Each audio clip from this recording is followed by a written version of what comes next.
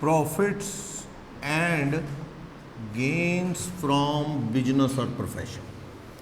ये हमारा चल रहा था टॉपिक पीजीबीपी। अब तक अपन ने इसमें सेक्शन 28, 43B का थोड़ा रेफरेंस यूज़ किया, 32 डेप्रिसिएशन पढ़ा, 29 कहता था कि आप जो 32, 43D जो अलाउड डिसअलाउड के रूल हैं वो फॉलो कर लो, देन आफ्टर आपका बिजनेस का इनकम सोल्व हो पाएगा। सेक्शन 30 कहता था बिजनेस प्रीमाइजेस के खर्च जो हैं वो सारे लेस कर लो। 31 कहता था प्लांट एंड मशीनरी के एक्सपेंडिचर कम कर लो। 33 ABA exam point of view से नहीं थे। टी डेवलपमेंट में जितना आप टी कॉफ़ी बोर्ड में जमा करवाओगे उसका 40%, जितना जमा कराओगे या फिर टोटल प्रॉफिट का 40%, विच एवर इज लेस माफ होगा। और ABA में साइट रेस्टोरेशन वाला था। तो इस तरह से ये अपन ने पढ़ा। फिर अपन ने इसमें सेक्शन 35 कंटिन्यू करना था आगे। 35 अपा ये सारी चीज़ें 145 क्या था, मेथड ऑफ अकाउंटिंग की बात करता है कि कैश बेसिस चाहे मर्केंटाइल बेसिस लगा लो, 10 ICDS जो इशूड हैं वो फॉलो कर लो। 145A क्या कहता था कि भाई जो कंपनसेशन का इंटरेस्ट है जब आएगा उस साल टैक्सेबल होगा। कई बार एनहांस कंपनसेशन होता है, जब वो आएगा तब की तब देखेंगे, तो उस साल टैक्सेबल होगा जब वो पैसा मिलेगा। 145B भी था, ये सारी बातें कर रहे थे 145A और 145 या 145A में बस इतना याद रखो, चाहे मर्केंटाइल लगाओ चाहे कैश बेसिस, लेकिन कुछ चीज़ों पे 43 भी लगता है। रिटर्न की डेट तक भरोगे तो अलाउड, वरना अलाउड नहीं है। ये थ्योरी आपको हमेशा माइंड में रखनी है। चलो 145B अपन ने पढ़ लिया था कि भाई एनहांस कंपनसेशन जब मिलेगा उस साल टैक्सेबल होगा, एस्कालेशन क्लेम जब मिलेगा तब टैक्सेबल होगा। ठीक, कोई सरकार से इंसेंटिव आना, एक्सपोर्ट इंसेंटिव वगैरह जब आएगा तब टैक्सेबल होगा। 31 में मशीन के कैपिटल वर्सेस रेवेन्यू का टॉपिक अपन ने देख लिया था। अब चलते हैं सेक्शन 35 की तरफ। मोस्ट इंपॉर्टेंट सेक्शन, इसके बिना ये चैप्टर होना ही नहीं, क्वेश्चन होना ही नहीं।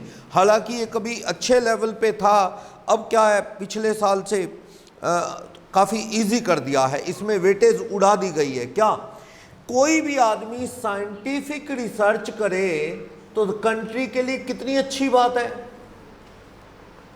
अच्छी बात है कंट्री के लिए। कोई रिसर्च करेगा तो कोई सक्सेसफुल होगा चाहे कोई फेल होगा, वो तो है ही, हार जीत होती है। आप काम करोगे तो शायद अच्छे रिजल्ट कंट्री के लिए रहे। तो साइंटिफिक रिसर्च पे जो खर्चा है अगर वो करते हैं तो वो खर्चा पूरा अलाउड है, चाहे वो कैपिटल नेचर का एक्सपेंसेस हो चाहे वो रेवेन्यू नेचर का एक्सपेंसेस हो। रेवेन्यू नेचर एक्सपेंस, आपको खुद की रिसर्च करनी है, own research for scientific nature. Own का मतलब ओन बिजनेस से रिलेटेड, ओन बिजनेस रिलेटेड। मान लो आपका शूज का बिजनेस है, शूज के लिए आप कोई साइंटिफिक रिसर्च करना चाहेंगे? हाँ, शूज पे आप ऐसे शूज बनाना चाहेंगे जो क्या स्पोर्ट्स की तरह भी काम करे, कंफर्टेबल हो और लेदर लुक में भी रहें। कोई आप अगर मान लो कोई मेडिसिन बनाते हैं तो बड़ी साइंटिफिक रिसर्च करने की ज़रूरत रहती है। AC बनाते हैं तो भी रिसर्च करने की ज़रूरत रह सकती है कि कोई ऐसा AC बनाया जाए जो क्या कंजम्पशन जो है इलेक्ट्रिसिटी की कम करे और आउटपुट ज़्यादा रहे, लो मेंटेनेंस हो। आजकल ये भी बड़ा मुद्दा है, रोज़ ही ख़राब हुए रहते हैं। तो वो सारी बातें जो हैं आप रिसर्च कर रहे हैं, अच्छी बात है। रिसर्च करने के लिए आपको कैपिटल एक्सपेंडिचर और रेवेन्यू नेचर दो तरह के खर्चे करने पड़ सकते हैं। कैपिटल नेचर में लैंड छोड़ दो, बस लैंड परचेज छोड़ दो। आपने बिल्डिंग बना ली रिसर्च के लिए, मतलब क्या, लेबोरेटरी। आपने प्लांट एंड मशीनरी परचेज कर ली रिसर्च के लिए, कंप्यूटर परचेज कर लिए रिसर्च के लिए। आप लैब बनाओगे तो ही रिसर्च करोगे, लैंड नहीं अलाउड होगी। लैंड का तो कुछ बिगड़ता ही नहीं, लैंड नहीं आपसे आएगी। लैंड छोड़ दो, बिल्डिंग बना लो, लैब और इक्विपमेंट लगा लो रिसर्च के लिए, मशीनें या कोई और इक्विपमेंट अंदर यूज़ होते हैं, कंप्यूटर यूज़ होते हैं, सारे 100% अलाउड है, सारे 100% allowed to be debited in P&L। ये सारे प्रॉफिट एंड लॉस में 100% अलाउड है। अब डेप्रिसिएशन ना लगा ना, जब पूरी मशीन, पूरी बिल्डिंग, पूरा कंप्यूटर ही उठा के P&L में लिख दोगे तो क्या अभी डेप्रिसिएशन बाकी है? मान लो मैंने रिसर्च की, मेरी फैक्ट्री है कोई, रिसर्च करने के लिए लैब बनाई, लैंड खरीदी 50 लाख, वो छोड़ो, बिल्डिंग बनाई 20 लाख, लिख लो P&L में 20 लाख। मशीनें खरीदी 10 लाख, लिखो 10 लाख P&L में, एक बार में ही लिखो। कंप्यूटर खरीदे 4 लाख, लिखो 4 लाख P&L में। जब आपको पूरा ही 100% इमीडिएटली P&L में अलाउ कर दिया तो अब थोड़ा थोड़ा डेप्रिसिएशन नहीं लगाना, नहीं लगेगा अब। सही है। रेवेन्यू नेचर के खर्चों में क्या हो सकता है? रिसर्च करने के लिए रेवेन्यू नेचर के खर्चे क्या? जैसे स्टाफ को सैलरी नहीं देनी, जो रिसर्च करेंगे बंदे सैलरी नहीं लेंगे, कोई केमिकल मटेरियल नहीं लगेगा, कोई और लेबर एटसेट्रा, बिजली पानी का बिल, ऐसे कुछ होंगे। रिसर्च करोगे तो साइंटिस्ट लोग हैं और स्टाफ है, उनकी सैलरी लगेगी, बिजली पानी के बिल आएंगे, कोई चीज़ें किराए पे भी लेनी पड़ सकती हैं, ये सारे खर्चे, कोई केमिकल लेने पड़ सकते हैं अगर कोई साइंटिफिक रिसर्च ऐसी है, तो वो सारा खर्चा कौन सा है? रेवेन्यू नेचर का। ये क्या होगा? पूरा ये भी 100% अलाउड है। आपको जी इसमें तो क्या खास बात है, ये तो वैसी रूटीन का खर्चा है, अलाउड होना था। हाँ अलाउड होना था, लिख लो। लेकिन कैपिटल नेचर का भी हम कितना अलाउ कर देंगे? पूरा। बट एक इश्यू है इसमें, अगर P&L में ही दम ना हो, यानी P&L में प्रॉफिट सफिशिएंट ना हो, तो क्या तब भी रिसर्च के पूरे 100% P&L में आएंगे? ये कहता है जी रेवेन्यू नेचर तो आएंगे, चाहे लॉस आता है आने दो। Revenue nature expenses on capital on scientific research will always be debited to P&L even there is insufficient profit, then also it is allowed to be debited. Loss आता है आने दो। पर कैपिटल नेचर के एक्सपेंसेस तब लिखना बिल्कुल depreciation की तरह है। डेप्रिसिएशन की वजह से लॉस नहीं आना चाहिए ना। अगर प्रॉफिट एंड लॉस में प्रॉफिट कम हो तो डेप्रिसिएशन नहीं लगाते ना, क्या हो जाता है? वो अनएब्जॉर्ब। बिल्कुल ऐसे ही साइंटिफिक रिसर्च के खर्च भी क्या हो जाएंगे? अनएब्जॉर्ब। फिर इसको किसी और हेड से काटना डेप्रिसिएशन की तरह, कोई और हेड ना हो तो इसे क्या कर लेना? Carry forward. कहाँ से काटना? नेक्स्ट ईयर बिजनेस की इनकम से। बिजनेस ना हो तो किसी भी हेड से काट लेना डेप्रिसिएशन की तरह। कितने साल तक कैरी फॉरवर्ड होगा? कितने भी साल, डेप्रिसिएशन की तरह। यानी ये तो डेप्रिसिएशन का ही क्या है? ब्रदर सिस्टर है। जैसे डेप्रिसिएशन चलता है कि कहीं से मर्जी एडजस्ट हो जाएगा, सैलरी से नहीं होता था, कहीं से हो जाएगा, house property, capital gain, other sources, business, कितने भी साल it can be carry forwarded. इसको कितने भी साल कैरी फॉरवर्ड कर सकते हैं। पर कौन से वाले? कैपिटल नेचर वाले, रेवेन्यू नेचर नहीं। रेवेन्यू नेचर तो मैं कह रहा हूँ वो तो लिख लो सारे P&L में, उसके लिए आपको वेट करने की ज़रूरत नहीं है। एग्जाम्पल करके दिखाता हूँ। बात है प्रीवियस ईयर 19-20, पिछले साल की बात है। आप P&L बना रहे थे, प्रॉफिट एंड लॉस बना रहे थे। यहाँ पे एक प्रोप्राइटर था या पार्टनरशिप थी, कोई पार्टनरशिप, उनका GP आया मान लो 80 लाख। उनके जो इलेक्ट्रिसिटी, वाटर बिल, स्टाफ की सैलरी और असेट्स का डेप्रिसिएशन, अदर एक्सपेंस, सब ये सारे जो रूटीन बिजनेस के खर्च हैं वो थे 60 लाख या 70 लाख। अभी भी P&L में कितना प्रॉफिट है? 10 लाख रुपए का स्कोप है और P&L में। लेकिन मैं कह रहा हूं scientific research expenses related to own business. आप रिसर्च करोगे तो खुद के बिजनेस की करोगे। आपका शूज़ का काम है तो रिसर्च कोई कपड़े की थोड़ी करोगे। किसकी करोगे? शूज़ की करोगे। जिस चीज़ का आपका बिजनेस है, दवाइयों का है तो दवाई की करोगे, इलेक्ट्रॉनिक्स का है तो उसकी रिसर्च करोगे। मान लो आपने रिसर्च की, आपके रेवेन्यू नेचर के जो एक्सपेंसेस हैं वो 15 लाख आ गए या 12 लाख आ गए, और building for research purpose, building बनाई आपने रिसर्च के लिए 6 लाख की। क्या करूं देखो, पी एंड एल में प्रॉफिट कितने अवेलेबल हैं? 10। 80 माइनस 70 करें तो 10, जबकि वहां पे खर्चा कितना रेवेन्यू नेचर का? 12। आप 12 तो लिखो। साइंटिफिक रिसर्च एक्सपेंसेस कौन से वाले? रेवेन्यू नेचर के। कितने लिखो? 100%। 12 लिखो। आने दो, लॉस आता है तो 2 लाख का लॉस आ गया। इनका नंबर मत लगाना। इसको क्या नाम दे दो? इसको नाम दे दो अनएब्जॉर्ब्ड साइंटिफिक रिसर्च एक्सपेंसेस। कितने रुपए के? 6 लाख। डेप्रिसिएशन की तरह ये कोई और हेड की इनकम है क्या? हाउस प्रॉपर्टी, कैपिटल गेन, वहां से काट लो। कोई और बिजनेस है तो काट लो, नहीं तो इसे क्या कर लो? Carry forward. कोई और इनकम नहीं है। Suppose there is no other income, there is no other income, तो कोई और इनकम नहीं है तो इसे क्या करोगे आप? Carry forward. अप टू कितने साल? Any number of year. 20 साल भी आगे जा सकता है, कोई रोक नहीं है। क्लियर? डेप्रिसिएशन कितना? अगले साल बिजनेस से काटो, बहुत बढ़िया। अगले साल भी बिजनेस की इनकम नहीं आई तो कहां से काट लो? कहीं और से काट लो। समझे? फिलहाल अपने को बिजनेस में क्या गया? ये 82, इधर भी कितना? 82। 2 लाख का बिजनेस में क्या गया? लॉस।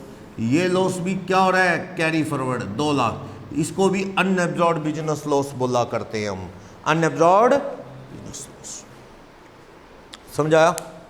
चलो मैं कहता हूं साइंटिफिक रिसर्च के लिए लैब बना ली, रिसर्च के लिए रेवेन्यू खर्चे कर दिए, मूड बदल गया रिसर्च का।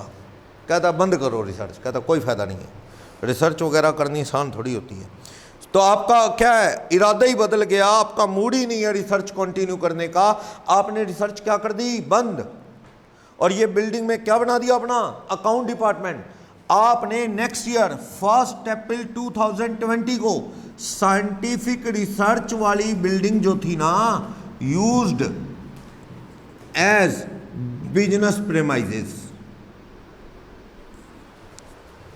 इसको बिजनेस प्रीमाइजेस मान लिया। रिसर्च क्या कर दिया आपने? As research is discontinued. तो आप इसकी WDV बिल्डिंग के ब्लॉक में कितनी? WDV to be added. Building के ब्लॉक में कितना जाके जोड़ोगे? बोलो, बिल्डिंग के ब्लॉक में कितना जोड़ोगे? 6 लाख। क्यों जोड़ोगे 6 लाख? क्योंकि कुछ भी तो एडजस्ट नहीं हुआ अभी तक P&L में। P&L में कुछ भी एडजस्ट हुआ? कुछ भी तो नहीं एडजस्ट हुआ। 6 का 6 ऐसे ही पड़ा है, कुछ भी एडजस्ट नहीं हुआ है। तो आप कितना ब्लॉक में बिल्डिंग में जाके जोड़ देना? 6 लाख। समझे? थोड़ा चेंज करूं, देखना क्वेश्चन।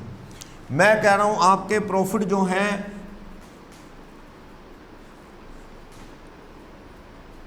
84 के मान लो, 84, 70 ये कम किया, कितने बच गए? 12 ये कम किया, अब भी कितने बच गए? अभी भी प्रॉफिट बचे पड़े हैं कितने के? 84 माइनस 70 माइनस रेवेन्यू के 12, प्रॉफिट कितने बचे पड़े हैं? अभी भी प्रॉफिट 2 लाख के बचे पड़े हैं। तो आप कैपिटल नेचर के खर्च कितना का नंबर लगा दो? जितने प्रॉफिट अवेलेबल है, कितने अवेलेबल हैं? 2 लाख। तो आप यहां पे साइंटिफिक रिसर्च के लिए जो लैब बनाई थी, एक्सपेंसेस जो लैब के, बैलेंसिंग फिगर कितने ले लो? 2 लाख। 2 लाख रुपए तो डाल दिए P&L में। अब अनएब्जॉर्ब्ड 6 नहीं है, अनएब्जॉर्ब्ड तो एडजस्ट हो गए, एडजस्टेड इन P&L। P&L में 2 लाख तो एडजस्ट हो गए, 4 लाख बच गए। समझो, 4 लाख बच गए। अनएब्जॉर्ब्ड साइंटिफिक रिसर्च के एक्सपेंसेस जो हैं 4 लाख रुपए बच गए। Unabsorbed scientific research expenses 4 lakh. इसे किसी और हेड से कम करो। अगर कोई और हेड नहीं तो इसे क्या कर दो? कैरी फॉरवर्ड कर दें इसको।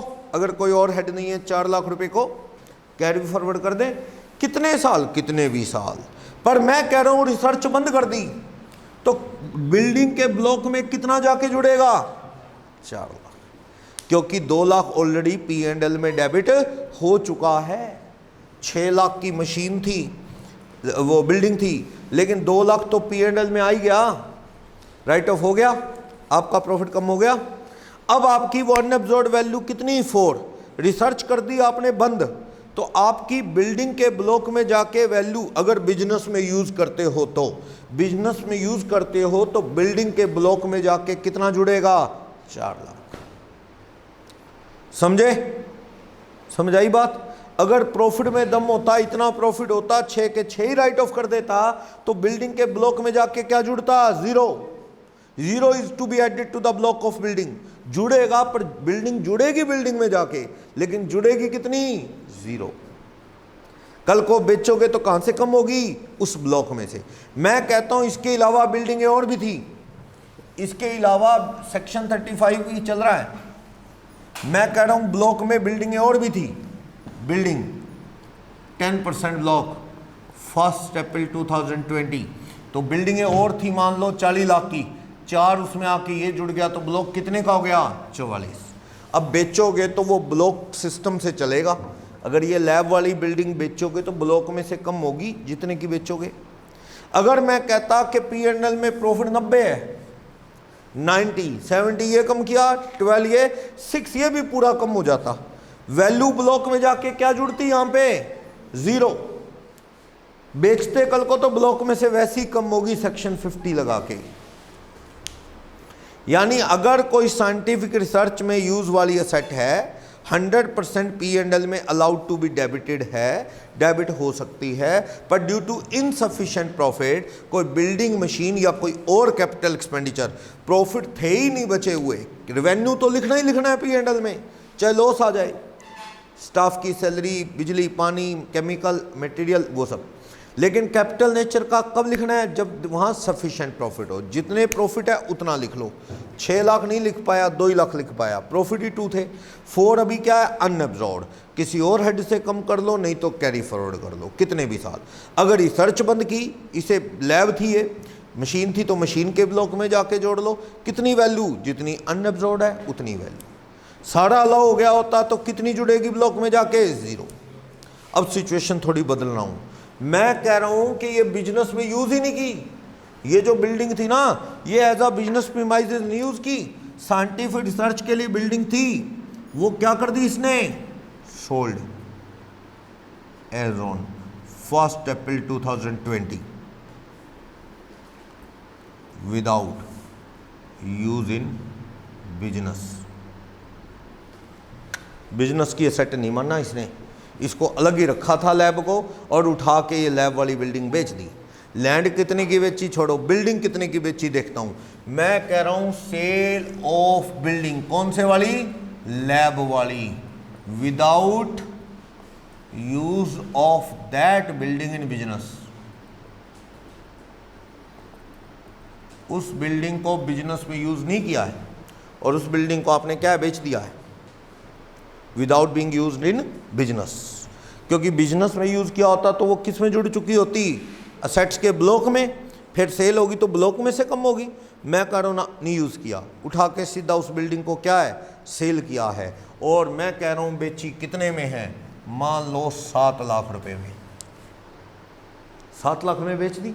लेकिन उसकी अनएब्जॉर्ब्ड वैल्यू क्या है, unabsorbed value of scientific research used building, उसकी कितनी वैल्यू है 4।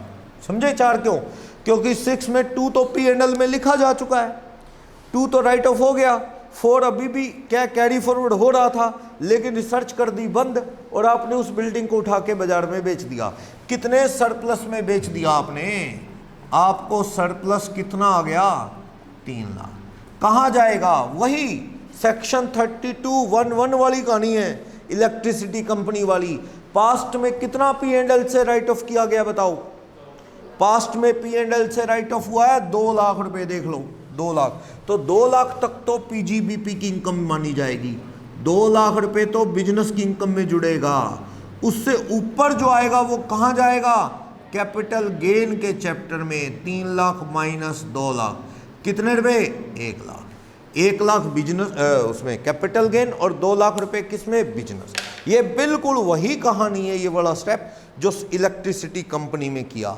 सरप्लस आता था ना, जितना पास्ट में डेप्रीसिएशन है वहाँ तक बिजनेस इनकम, उससे ऊपर कैपिटल गेन। तो यहाँ डेप्रीसिएशन नहीं है, जितना पास्ट में राइट ऑफ हो गया है पी एंड एल से वहाँ तक तो बिजनेस इनकम, उससे ऊपर क्या आएगा, कैपिटल गेन। समझ आइए सिचुएशन। कंसेप्ट सेक्शन 35 पता लगा क्या है। साइंटिफिक रिसर्च पे अगर खुद की कोई रिसर्च कर रहे हो, जो भी खर्चा आ रहा है कैपिटल नेचर चाहे रेवेन्यू नेचर, कितना अलाउड होगा वो 100%।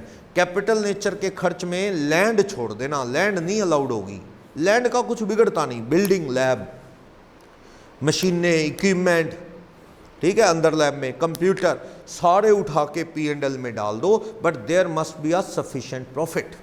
अगर प्रॉफिट है तो पूरे लिख लो, प्रॉफिट नहीं तो ये क्या हो जाएंगे, जितने प्रॉफिट हैं उतने अलाउ कर लो, बाकी अनएब्जॉर्ब्ड साइंटिफिक रिसर्च के कैपिटल एक्सपेंसेस क्या हो जाएंगे, कैरी फॉरवर्ड। किसी और हेड से काट लो, नहीं तो कैरी फॉरवर्ड। कितने साल carry forward, up to any number of year, कोई रोक नहीं, कितने भी साल, 20 साल भी। क्लियर। लेकिन अगर ये रिसर्च बंद करके इसको बिजनेस में यूज कर दिया तो रिस्पेक्टिव बैलेंस अनअब्जॉर्ब्ड अमाउंट उस ब्लॉक में जुड़ जाएगा। लेकिन अगर बिजनेस में यूज करने की बजाय बाजार में बेच दिया तो फिर बेच दिया तो सिचुएशन आपके सामने क्या होगा। समझ आया, बोलोगे डाउट यहां तक। चलो अब एक बंदा आके कहता सर चलो सर मैं समझ गया, रिसर्च के खर्चे अलाउड, कहता लेकिन बड़े केसेस ऐसे, याद रखना बार बार कह रहा हूं, रेवेन्यू नेचर के खर्चों पे कोई रिस्ट्रिक्शन नहीं है। जो साइंटिस्ट लोगों की सैलरी, स्टाफ की सैलरी, बिजली पानी का बिल, केमिकल मटेरियल का खर्चा, वो पूरा इमीडिएटली पी एंड एल में अलाउड है, चाहे प्रॉफिट इनसफिशिएंट हो चाहे लॉस हो, वो पी एंड एल में आएगा। आता है लॉस आने दो। मैंने तो ये अनअब्जॉर्ब्ड किसे करने को कहा है, कैपिटल नेचर के एक्सपेंस को। क्लियर। चलो एक बंदा कहता है जी चलो करंट ईयर में रिसर्च होगी तो लिख लूंगा। बड़े बिजनेस ऐसे होते हैं कि रिसर्च पहले ही शुरू कर देते हैं। भाई आपने कोई नया प्रोडक्ट बनाना है, मान लो इन्होंने सोचा, रमन ने सोचा कि नया कोई शेक बनाया या कोल्ड ड्रिंक टाइप चीज़ बनाई जाए, जैसे वो पेप्सी कोका कोला पे कहता है कितनी देर डिपेंडेंट रहेंगे हम, और कहता है ये दूध लस्सी और ये अमूल वाला, कहता है ये भी कोई मज़ेदार बात नहीं है, गैस वैस के बिना मज़ा भी नहीं आता उस तरह का। और वो पेप्सी कोका कोला भी कहता है बड़े साल हो गए, कहता है बचपन से पी रहे हैं, कुछ नई चीज़ बनाई जाए।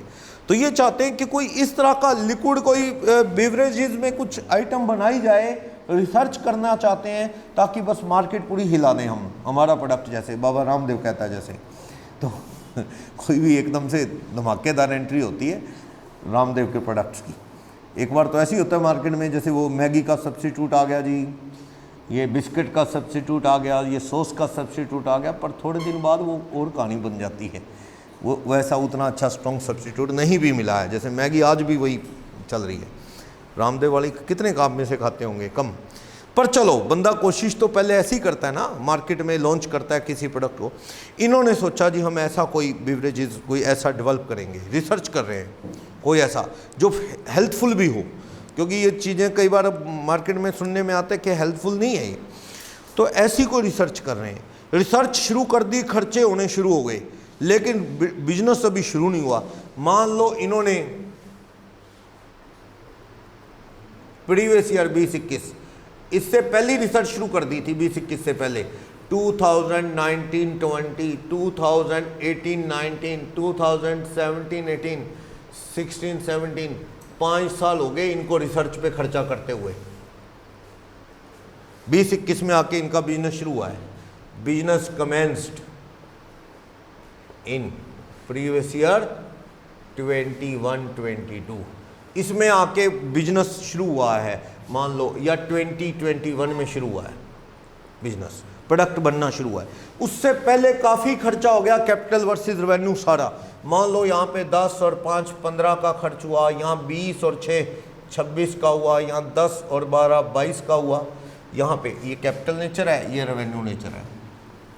यहाँ पे 5 और 7 12 का हुआ, यहाँ 3 और 4 7 का हुआ, यहाँ 6 और 4 10 का हुआ। जिस साल तो बिजनेस शुरू हो गया उस साल तो उस साल का खर्चा P&L में आ ही जाएगा। इस साल बिजनेस शुरू हो गया, P&L में ये खर्चा डाल दोगे 6 + 4 9। इनका क्या करूं, तब P&L ही नहीं था, तब तो सिर्फ क्या हो रही थी, रिसर्च, बिजनेस शुरू नहीं हुआ था। क्या ये खर्चा बेकार जाएगा? नहीं, इनकम टैक्स कहता है ये बेकार जाएगा।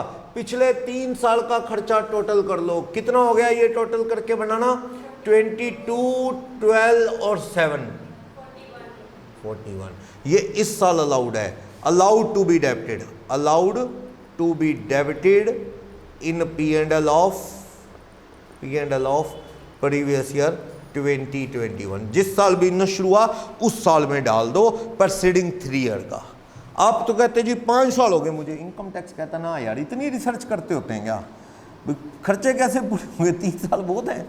बिजनेस शुरू कहता 6 साल हो गए जी मुझे तो लगे, क्या रहने दे तू तो हमारा दिवाला निकाल देगा खुद के अलावा। भाई 3 साल बहुत है, in which you have commence your business, उससे प्रीसीडिंग 3 ईयर के खर्चे चाहे वो कैपिटल हैं चाहे रेवेन्यू टोटल कर। और किस साल में अलाउड है? 100%। जिस साल बिजनेस शुरू किया जोड़ ले 100%, 41 का 100% 41 इस साल के P&L में डाल दे। करंट ईयर के तो 10 डालेगा ही डालेगा, पिछले वाले भी डाल दे। सही है, बढ़िया कर दिया। वैसे सही भी है, इतनी ज़्यादा भी रिसर्च नहीं होती। एक बिजनेस माइंड का आदमी रिसर्च ही करता रहेगा क्या, इतने खर्चे थोड़ी करेगा। तो एक लिमिट है 3 साल, समझ आया? करंट ईयर के भी अलाउड, पिछले 3 साल के भी अलाउड। नेक्स्ट, तो ये प्रीसीडिंग 3 ईयर वाला यही था बी पॉइंट। ए तो मैंने बता ही दिया था, बी पॉइंट यहाँ पे प्रीसीडिंग 3 ईयर वाला है जो मैं आपको बता चुका हूँ, ये पूरी तरह से अलाउड है। Section 31, section 35 subsection 1 clause 4। Okay next, C point पे आना। अगर आप खुद ना रिसर्च करके किसी और को दे दो रिसर्च के लिए तो और भी अच्छी बात है, क्योंकि अपनी की हुई रिसर्च पता नहीं अच्छे रिजल्ट देगी कि नहीं देगी। क्यों? हम एक लिमिट तक रिसर्च कर सकते हैं। आपकी मान लो लोकल सिटी में फैक्ट्री है, आयुर्वेदिक दवाई बनाते हैं, आप कितनी रिसर्च कर लोगे? मान के चलो, और उसके रिजल्ट भी बहुत ज़्यादा फेवरेबल आने के चांस नहीं, क्योंकि इतना पैसा आप खर्च नहीं पाओगे। लेकिन अगर आप किसी यूनिवर्सिटी को दे दो, पता लग रहा है DU वाले रिसर्च कर रहे हैं, PU वाले कर रहे हैं, KU वाले कर रहे हैं, भूले भटके CDLU वाले भी कर रहे हैं तो रिसर्च कर रहे हैं, आप उनको दे दो तो वो क्या है, अच्छी रिसर्च कर ले शायद, तो आपको 100% डिडक्शन मिलेगी। और यहाँ तो खुद रिसर्च कौन सी करनी है? खुद के बिजनेस से रिलेटेड। शूज़ का काम है तो कौन सी रिसर्च करनी है? शूज़ पे। मेडिसिन का है तो मेडिसिन रिएक्शन पे करते हैं ना। लेकिन अगर आप दूसरों को देते हो, किसी नेशनल लेबोरेटरी को दे दो, नेशनल लैब ऑफ इंडिया है, या फिर कोई CSIR है, एक रिसर्च इंस्टीट्यूट है भारत सरकार का, उसको दे दो, किसी भी यूनिवर्सिटी को दे दो, हरियाणा एग्रीकल्चर यूनिवर्सिटी या किसी को भी, चाहे वो रिसर्च कोई भी करें तो भी अलाउड है। चाहे वो स्टैट पे रिसर्च करें, चाहे वो मैथ पे करें, चाहे सोशल साइंस से करें, चाहे साइंटिफिक रिसर्च करें, आपको क्या अलाउड हो जाएगा? 100%। सरकार कहती दे तो भाई तू कोई बात नहीं, लिख लेंगे P&L में तेरे। क्लियर? यानी खुद रिसर्च करते थे तो कौन सी करनी थी? खुद के बिजनेस से रिलेटेड। मैं ट्यूशन पढ़ा रहा हूँ या CA ऑफिस चला रहा हूँ, मैं हरियाणा एग्रीकल्चर यूनिवर्सिटी को अगर दे दूँ 10,000 रुपये रिसर्च के लिए, तो क्या मेरे बिजनेस से रिलेटेड है? वो कोई कर रहे हैं कुछ? वो तो कहते हैं बीज कैसे उगाओ, कैसे पानी दो, मेरे को क्या मतलब है उससे। पर मैंने कहा चलो कोई बात नहीं, अच्छा ही कर रहे हैं, किसी के लिए फ़ायदे के लिए। मैंने 10,000 दे दिए, तो मुझे भी इनकम टैक्स कहता है लिख ले तू 10,000 P&L में। अगर मुझे नहीं लिखने दे जाना P&L में तो अगली बार बंद कर दूंगा देने। तो सरकार कहती दो, आप खुद ना करो रिसर्च, दूसरों को दो। और दूसरे क्या करें? कोई सी भी रिसर्च करें। मेरे खुद के प्रोफेशन बिजनेस से रिलेटेड तो रिसर्च क्या होगी, मैं तो ये सॉफ्टवेयर और इन ऐप्स में तो ज़रूर घूमे रहते हैं हम लोग भी, और स्टडी कर लो कैसे रिकॉर्ड करें, कैसे कंप्रेस करें, वो तो हो सकती है। और तो कोई टीचिंग में तो कोई रिसर्च है ही नहीं। टीचिंग में क्या रिसर्च होगी? टीचिंग का कोई सब्स्टिट्यूट थोड़ी होता है। अगर आप उसमें कुछ और इफेक्ट जोड़ दें, कुछ जोड़ दें, पिक्चर जोड़ दें, लेकिन उससे भी सब्स्टिट्यूट तो नहीं है उसका कि ये सॉफ्टवेयर ही पढ़ा लेगा अपने आप। पर लेकिन ठीक है, आप रिकॉर्डिंग, कंप्रेसिंग, लाइव स्ट्रीमिंग उसको लेके रिसर्च कर सकते हैं। पर मान लो हरियाणा एग्रीकल्चर यूनिवर्सिटी को दिया, नेशनल लैब को दिया, या कोई ऐसी लैब है जो वेपन पे स्टडी कर रही है कि एक ही वेपन में पाकिस्तान ख़त्म, एक ही अटैक में, ऐसी कोई रिसर्च हो रही है, तो आपने जाके 5,000 रुपये दे दिए, उसमें भी मेरा भी कुछ योगदान हो जाए, अलाउड है 100%। क्लियर? अच्छा है। तो आप दूसरों को दो रिसर्च के लिए, चाहे वो मैथ पे रिसर्च करें, चाहे स्टैट पे करें, चाहे अर्थक्वेक पे स्टडी हो रही है। कहते हैं अर्थक्वेक आता क्यों है? स्टडी हो रही है। भाई चलो आने को तो शायद कोई नहीं रोक सकता, लेकिन आने के बाद जो नुकसान है उसे तो रोक सकते हैं भाई। उसी हिसाब से बिल्डिंगें बने तो वो ऐसा अर्थक्वेक ट्रेमर प्रोन एरिया है, जैसे दिल्ली बड़ा खतरनाक है, दिल्ली, हिमाचल में तो आ गया ना, वो एक दूसरे के ऊपर ही हो लेंगे जो हिली एरिया सारा। अभी काठमांडू में हुआ ना, नेपाल में टाइट गलियां थी, वहाँ थोड़ा 2-3 साल पुरानी बात है, तो वहाँ पे क्या है, वो इस तरह से वो डैमेज हो गया सिस्टम। जिन क्रेन्स ने जाना था तो रास्ता ही बंद हो गया, गली में आगे लोग फंसे हुए हैं, स्टार्टिंग से ही गली बंद होगी, टाइट गलियाँ हैं। दिल्ली का हाल भी ऐसा ही है कई जगह, तो बड़ा ख़तरनाक है। अब होए क्या, बिल्डिंगों को उठा के इधर उधर खुला भी नहीं कर सकते, बड़ी दिक्कत है। तो यही है, इतना पैसा भी नहीं सरकार के पास कि सबको कंपनसेट करके हटा दे वहाँ से कहीं और बसा दे, वो भी पॉसिबल नहीं है। तो बड़ा दिल्ली बड़ा ट्रेमर प्रॉन एरिया है, वहाँ पे कभी नुकसान हो तो बहुत ज़्यादा हो जाएगा। ऊंची बिल्डिंगें गिरते हैं तो फिर नुकसान होता है। चलो ऐसी रिसर्च जापान में आपने सुना होगा, बड़ी रिसर्च चलती है जापान में। 7.2 7.5 आम ही आते रहते हैं वहाँ सुनामी इस तरह के, और वहाँ पता भी नहीं लगता। उन्होंने बिल्डिंग्स ही ऐसी बना रखी हैं, बहुत नुकसान नहीं होता है वहाँ पे जान माल का, क्योंकि वो उन्होंने उसी हिसाब से बिल्डिंग बना रखी हैं अपनी, नुकसान नहीं होता क्योंकि उनको पता है हमारा एरिया ऐसा है। चलो रिसर्च साइंस की हो, सोशल साइंस की हो, स्टैट की हो, मैथ की हो, साइंटिफिक हो, अगर आपने किसी अप्रूव्ड यूनिवर्सिटी को रिसर्च के लिए पैसा दिया, या फिर आपने किसी आईआईटी को दिया, या किसी साइंटिफिक रिसर्च के लिए दिया, सब 100% अलाउड है। आप इंडियन कंपनी को दो तो साइंटिफिक रिसर्च के लिए दो, amount paid to Indian company. Indian company को देना है तो किस लिए दे सकते हो, फॉर साइंटिफिक रिसर्च। कितना अलाउड हो जाएगा, 100%। याद रखना, कंपनी कौन सी, इंडियन को देना है। कोका कोला लिमिटेड रिसर्च कर रही है तो मिलेगी डिडक्शन ना, वो नहीं, वो तो अपने है ही नहीं। नेस्ले रिसर्च कर रही है तो नेस्ले को दोगे तो मिलेगी, कोलगेट वाले कर रहे हैं तो मिलेगी ना, रिलायंस को दो मिलेगी।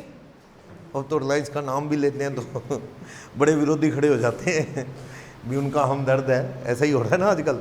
तो चलो लोगों ने तो जिम अपना जियो के टावर उखाड़ दिए, सिम छोड़ दिए कईयों ने। तो चलो इंडियन कंपनी, कोई भी इंडियन कंपनी को दो, जीटीवी को दोगे या जिंदल स्टील को दे दो, इंडियन इंजीनियरिंग लिमिटेड को दे दो, हिंदुस्तान पेट्रोल की कमर टूटी पड़ी है, इंडियन ऑयल की कमर टूटी पड़ी, उनको दे दो। आप उनको दे दो, किसी भी इंडियन कंपनी को, नहीं तो बीएसएनएल को दे दो, बड़े परेशान हैं, उनको दे दो, 100% अलाउड है। देना किसको है, इंडियन कंपनी। किस लिए देना है, साइंटिफिक रिसर्च। मान लो पता लगा रिलायंस वाले सोशल साइंस पे रिसर्च कर रहे हैं, रिलायंस वाले सोशल साइंस पे, कि आखिर पॉपुलेशन बढ़ती क्यों जा रही है, रिसर्च कर रहे हैं इस पे, तो उस पे जो पैसा वो खर्च रहे हैं, आपने भी दे दिया 10,000, कोई डिडक्शन नहीं। इंडियन कंपनी को देना है तो किस लिए देना है, साइंटिफिक रिसर्च। किसी और रिसर्च के लिए दिया तो अलाउड नहीं। कंपनी हो इंडियन और वो भी कौन सी रिसर्च कर रही हो, साइंटिफिक, तो डिडक्शन है। कोई और रिसर्च मैथ पे रिसर्च कर रही है ना, नहीं मिलेगी। लेकिन जो यूनिवर्सिटीज़ हैं, अब नेशनल लेबोरेटरीज हैं, आईआईटी हैं, या कोई और इंस्टीट्यूट अप्रूव्ड है रिसर्च के लिए, वो कोई सी भी रिसर्च करें, चाहे वो सोशल साइंस की करें, स्टैट की करें, मैथ की करें, अर्थक्वेक पे करें, साइंटिफिक करें, कितनी मिलेगी डिडक्शन, 100। कंपनी को सिर्फ किस लिए देना है, साइंटिफिक रिसर्च के लिए 100।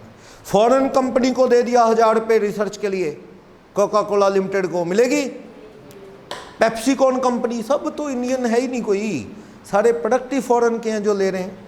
लेज है किन की, पेप्सिकॉन का ही है मेरे ख्याल से, लेज है पेप्सिको का है, तो पेप्सिको कंपनी का, कोई कोका कोला का, कोई नेस्ले का, तो मिलता क्या अपना यहाँ पे, ये लक्स है, नेट्रोजिना, ये सारे प्रोडक्ट ही किनके हैं, कोलगेट है, पेप्सोडेंट है, कौन सा अपना है, अपना तो लाल दत्त मंजन है डाबर वालों का डाबर वालों को दे दो तो मिलेगी डिडक्शन 100%, और किसी को दोगे फॉरेन वालों को डिडक्शन नहीं है। हरियाणा एग्रीकल्चर यूनिवर्सिटी को सोशल साइंस के लिए दोगे, मिलेगी, मिलेगी। यूनिवर्सिटीज, नेशनल लेबोरेटरी, आईआईटी और कोई अप्रूव्ड इंस्टीट्यूट है गवर्नमेंट से, चाहे प्राइवेट है पर सरकार से क्या है, अप्रूव्ड कॉलेज है कोई रिसर्च के लिए, वो कोई सी भी रिसर्च करे, जितना पैसा दोगे उतना P&L में आ जाएगा बस 100%। कंपनी को देना है तो इंडियन को, और वो भी कौन सी रिसर्च, साइंटिफिक, तो भी 100% P&L में आएगा। खुद करनी है रिसर्च तो खुद कर लो, कैपिटल और रेवेन्यू सारा 100% P&L में आएगा, पर वो रिसर्च कौन सी होनी चाहिए, खुद के बिजनेस से रिलेटेड। काम है आपका मान लो मेडिसिन बेचने का, और आप अर्थक्वेक पे रिसर्च कर रहे हो, नॉट अलाउड। खुद रिसर्च करनी है तो खुद के बिजनेस से रिलेटेड। लैंड छोड़ के कैपिटल नेचर भी सारे अलाउड, रेवेन्यू भी सारे अलाउड। समझ आया? लास्ट स्टेप के लिए बढ़ रहा हूं मैं, साइंटिफिक रिसर्च बहुत आसान हो गया, हर जगह 100। पिछले सालों में बड़ी दिक्कत थी, कई जगह एक्स्ट्रा मिलती थी, याद रखना पड़ता था। अब तो हर जगह क्या है, 100%। जितना खर्चा उतना P&L में डेबिट। डोमेस्टिक इंडियन कंपनी मतलब, इंडियन मतलब जो इंडिया में रजिस्टर्ड हो। फॉरेन की कंपनी इंडिया में अपना ताम झाम ले आए, डोमेस्टिक बन जाए, उसे नहीं। इंडियन कंपनी मतलब which has been registered with in Indian companies act 2013 और अर्लियर एक्ट 56 और जो भी है, registered under Indian companies act, that is Indian company. Okay, last step पे आ जाओ। लास्ट स्टेप सी कहता है अगर कोई कंपनी खुद रिसर्च करती है, कंपनी कौन सी, बायोटेक्नोलॉजी की या कोई भी चीज का मैन्युफैक्चरिंग करती है, तो कंपनी को कितना अलाउड, 100। लैंड बिल्डिंग छोड़ दो, पर बिल्डिंग तो हम ऊपर भी पढ़ाए। देखना पॉइंट नंबर ए और बी है ना, जो पॉइंट नंबर ए बी ऊपर, वो सबके लिए एप्लीकेबल है। सबके लिए क्या एप्लीकेबल है पॉइंट नंबर ए बी में, 3511 और 3514। जो ऊपर सेक्शन है, सेक्शन 3511 या सेक्शन 3514, अपने नोट्स के according point number A B, ये क्या कहते हैं, अलाउड टू ऑल। ये क्या कहते हैं, अलाउड टू ऑल। क्या, कैपिटल एक्सपेंसेस कौन से, लैंड छोड़ के सारे, लैंड छोड़ दो बाकी 100% अलाउड है। और रेवेन्यू नेचर के खर्च, रेवेन्यू नेचर के 100% अलाउड है, ये सबके लिए। तो कंपनी हो चाहे प्रोप्राइटर हो चाहे पार्टनरशिप, सबके लिए रूल है। तो ये पॉइंट नंबर ई जो कह रहा है कंपनी कोई सी भी हो, वो लैंड एंड बिल्डिंग छोड़ दो, बाकी जो भी खर्चा करेगी, ऑल एक्सपेंसेस ऑन रिसर्च। कोई कंपनी खुद रिसर्च करती है, जितना भी खर्च करेगी लैंड एंड बिल्डिंग छोड़ के, ऑन मैन्युफैक्चरिंग ऑफ आर्टिकल, भाई सामान मैन्युफैक्चर करती है। कुछ एक रिसर्च पे बैन है, टूथपेस्ट वगैरह की लिखा है, कुछ रिसर्च कहता है जी ऑलरेडी बहुत हो चुकी है। वाइन पे रिसर्च करके देश का भला नहीं होने वाला, टबाकू पे रिसर्च करके कोई फायदा नहीं होना, टूथपेस्ट, फर्नीचर, चॉकलेट छोड़ दो। कुछ लिस्ट में नेगेटिव चीज़ें हैं, शेड्यूल 11 में लिखी गई हैं इनकम टैक्स के, उनको छोड़ के किसी भी तरह की मैन्युफैक्चरिंग करती है company, biotechnology, fertiliser, urea, pesticide, कोई भी चीज़ पे रिसर्च करे, इलेक्ट्रॉनिक्स पे, इलेक्ट्रिकल्स पे, किसी भी तरह के, 100% अलाउड है। तो आप कहोगे सर ये जो लास्ट आपने करवाया 35(2)AB, 35(2)AB, इसमें फ़र्क क्या है? सही कह रहे हो, अब कोई फ़र्क नहीं। क्या था, पिछले साल ना कंपनी को एक्स्ट्रा मिला करती थी 150%। जो कंपनियां रिसर्च करती थी ना, लाख खर्चती थी तो 1.5 लाख रुपए P&L में आता था, और प्रोप्राइटर पार्टनरशिप को कितना ला होता था, 100%। तो फ़र्क था इस सेक्शन का। अब वो वेटेज ख़त्म कर दी सरकार ने, कंपनी को भी कह दिया तुम खुद रिसर्च करोगे, खुद के बिजनेस की, शेड्यूल 11 वाली चीज़ें छोड़ के, फर्नीचर, टूथपेस्ट, वाइन, टबाकू एट्सेट्रा, तो आपको कितना मिलेगी, 100%। तो प्रोप्राइटर पार्टनरशिप सबको 100।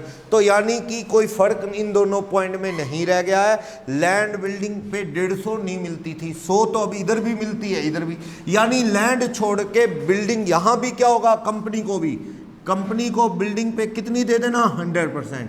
इस सेक्शन में रोक है तो क्या हुआ, AB में तो रोक नहीं है, किस पॉइंट में दे देना, 35(1) में दे देना। यानी कंक्लूजन ये है कि इन दोनों पॉइंट को सम अप कर दो। अब कंसेप्ट ये हो गया है कि कंपनी हो चाहे प्रोप्राइटर चाहे पार्टनरशिप, लैंड छोड़ के खुद के बिजनेस से रिलेटेड रिसर्च करेंगे तो कितनी डिडक्शन मिलेगी, 100%। लैंड छोड़ दो, क्योंकि बिल्डिंग को यहाँ नहीं गिनो तो यहाँ गिन लो, क्योंकि ये डिडक्शन तो सबके लिए है। तो कंक्लूजन यही है पॉइंट नंबर A, B और E का। यानी सेक्शन वाइज पढ़ूँ तो 35(2)AB या 3511 या 3514। ये तीनों पॉइंट एक ही बात करते हैं, सब के लिए एप्लीकेबल हैं कि लैंड छोड़ के जितने मर्जी कैपिटल एक्सपेंसेस हो 100% अलाउड, रेवेन्यू एक्सपेंसेस हो 100% अलाउड। काम काफ़ी आसान हो गया है अब, यानी खुद रिसर्च कोई भी करे, लैंड छोड़ दो, बाकी सब 100% अलाउड, रेवेन्यू चाहे कैपिटल। वो बात अलग है P&L में कितना प्रॉफिट है, कैपिटल नेचर के लिए देखना होगा, वो बात अलग है। दूसरों को दोगे तो 100% अलाउड, बस कंपनी को देना है इंडियन को तो साइंटिफिक रिसर्च के लिए देना है, किसी और के लिए दोगे तो अलाउड नहीं। किसी यूनिवर्सिटी, नेशनल लैब, IIT और अप्रूव्ड कॉलेज को देना है तो क्या कोई सी मर्जी रिसर्च हो, कितना अलाउड, 100% अलाउड। समझ आया? तो ये केस लॉ भी बता रहा है रिसर्च के लिए शर्त क्या है, खर्चा हो, ठीक है, वो काम पे मतलब असेट खरीद ली, कहता है where capital expenditure was incurred for the purpose of scientific research and condition section 35 की फुलफिल्ड है, असेसी को डिडक्शन मिल जाएगी जिस साल उसका खर्चा हुआ, चाहे वो असेट अभी यूज में नहीं आई। क्या हुआ, बंदे ने रिसर्च के लिए लैब बना ली, बस शुरुआत होने वाली है लैब की यूज की, तो खर्चा लग गया ना, डिडक्शन ले लो। कौन सा डेप्रीसिएशन लगाना है, उठा के पूरी लैब ही डालनी है ना P&L में। बिजनेस शुरू हो चुका है, लैब बनी, अभी वो यूज़ करनी है, बस अभी नहीं यूज़ हुई, कोई बात नहीं, तो भी डिडक्शन ले लो, खर्चा लग चुका है। रोड बनाई, वो भी बिल्डिंग का पार्ट है। मान लो बहुत बड़ी फैक्ट्री है तो उसमें ना लैब तक जाने के लिए रोड बनाई है, तो वो रोड भी क्या है, बिल्डिंग का पार्ट ही है, रिसर्च के लिए बनाई है वो लैब तक जाने के लिए क्या बना ली अंदर, रोड, तो वो रोड भी बिल्डिंग का पार्ट है। जैसे बिल्डिंग पे खर्चा 100% अलाउड है तो रोड पे खर्चा भी क्या होगा, 100% अलाउड होगा। तो नीचे डिटेल में कंपनी का बता रहा है, कंपनी रेवेन्यू चाहे कैपिटल कोई भी खर्च करे, लैंड एंड बिल्डिंग छोड़ के कितना अलाउड, 100। बिल्डिंग पे नीचे लिखा कितना अलाउड, 100। कंक्लूजन क्या है कि लैंड अलाउड नहीं, बाकी सारे खर्चे कितने अलाउड, 100। ओके, अगर कंपनी किसी यूनिवर्सिटी को, किसी कॉलेज को, किसी रिसर्च इंस्टीट्यूट को दे दे सोशल साइंस या स्टैट की रिसर्च के लिए, कितना अलाउड, 100। और अगर कोई साइंटिफिक रिसर्च के लिए दे दे तो भी कितना, 100।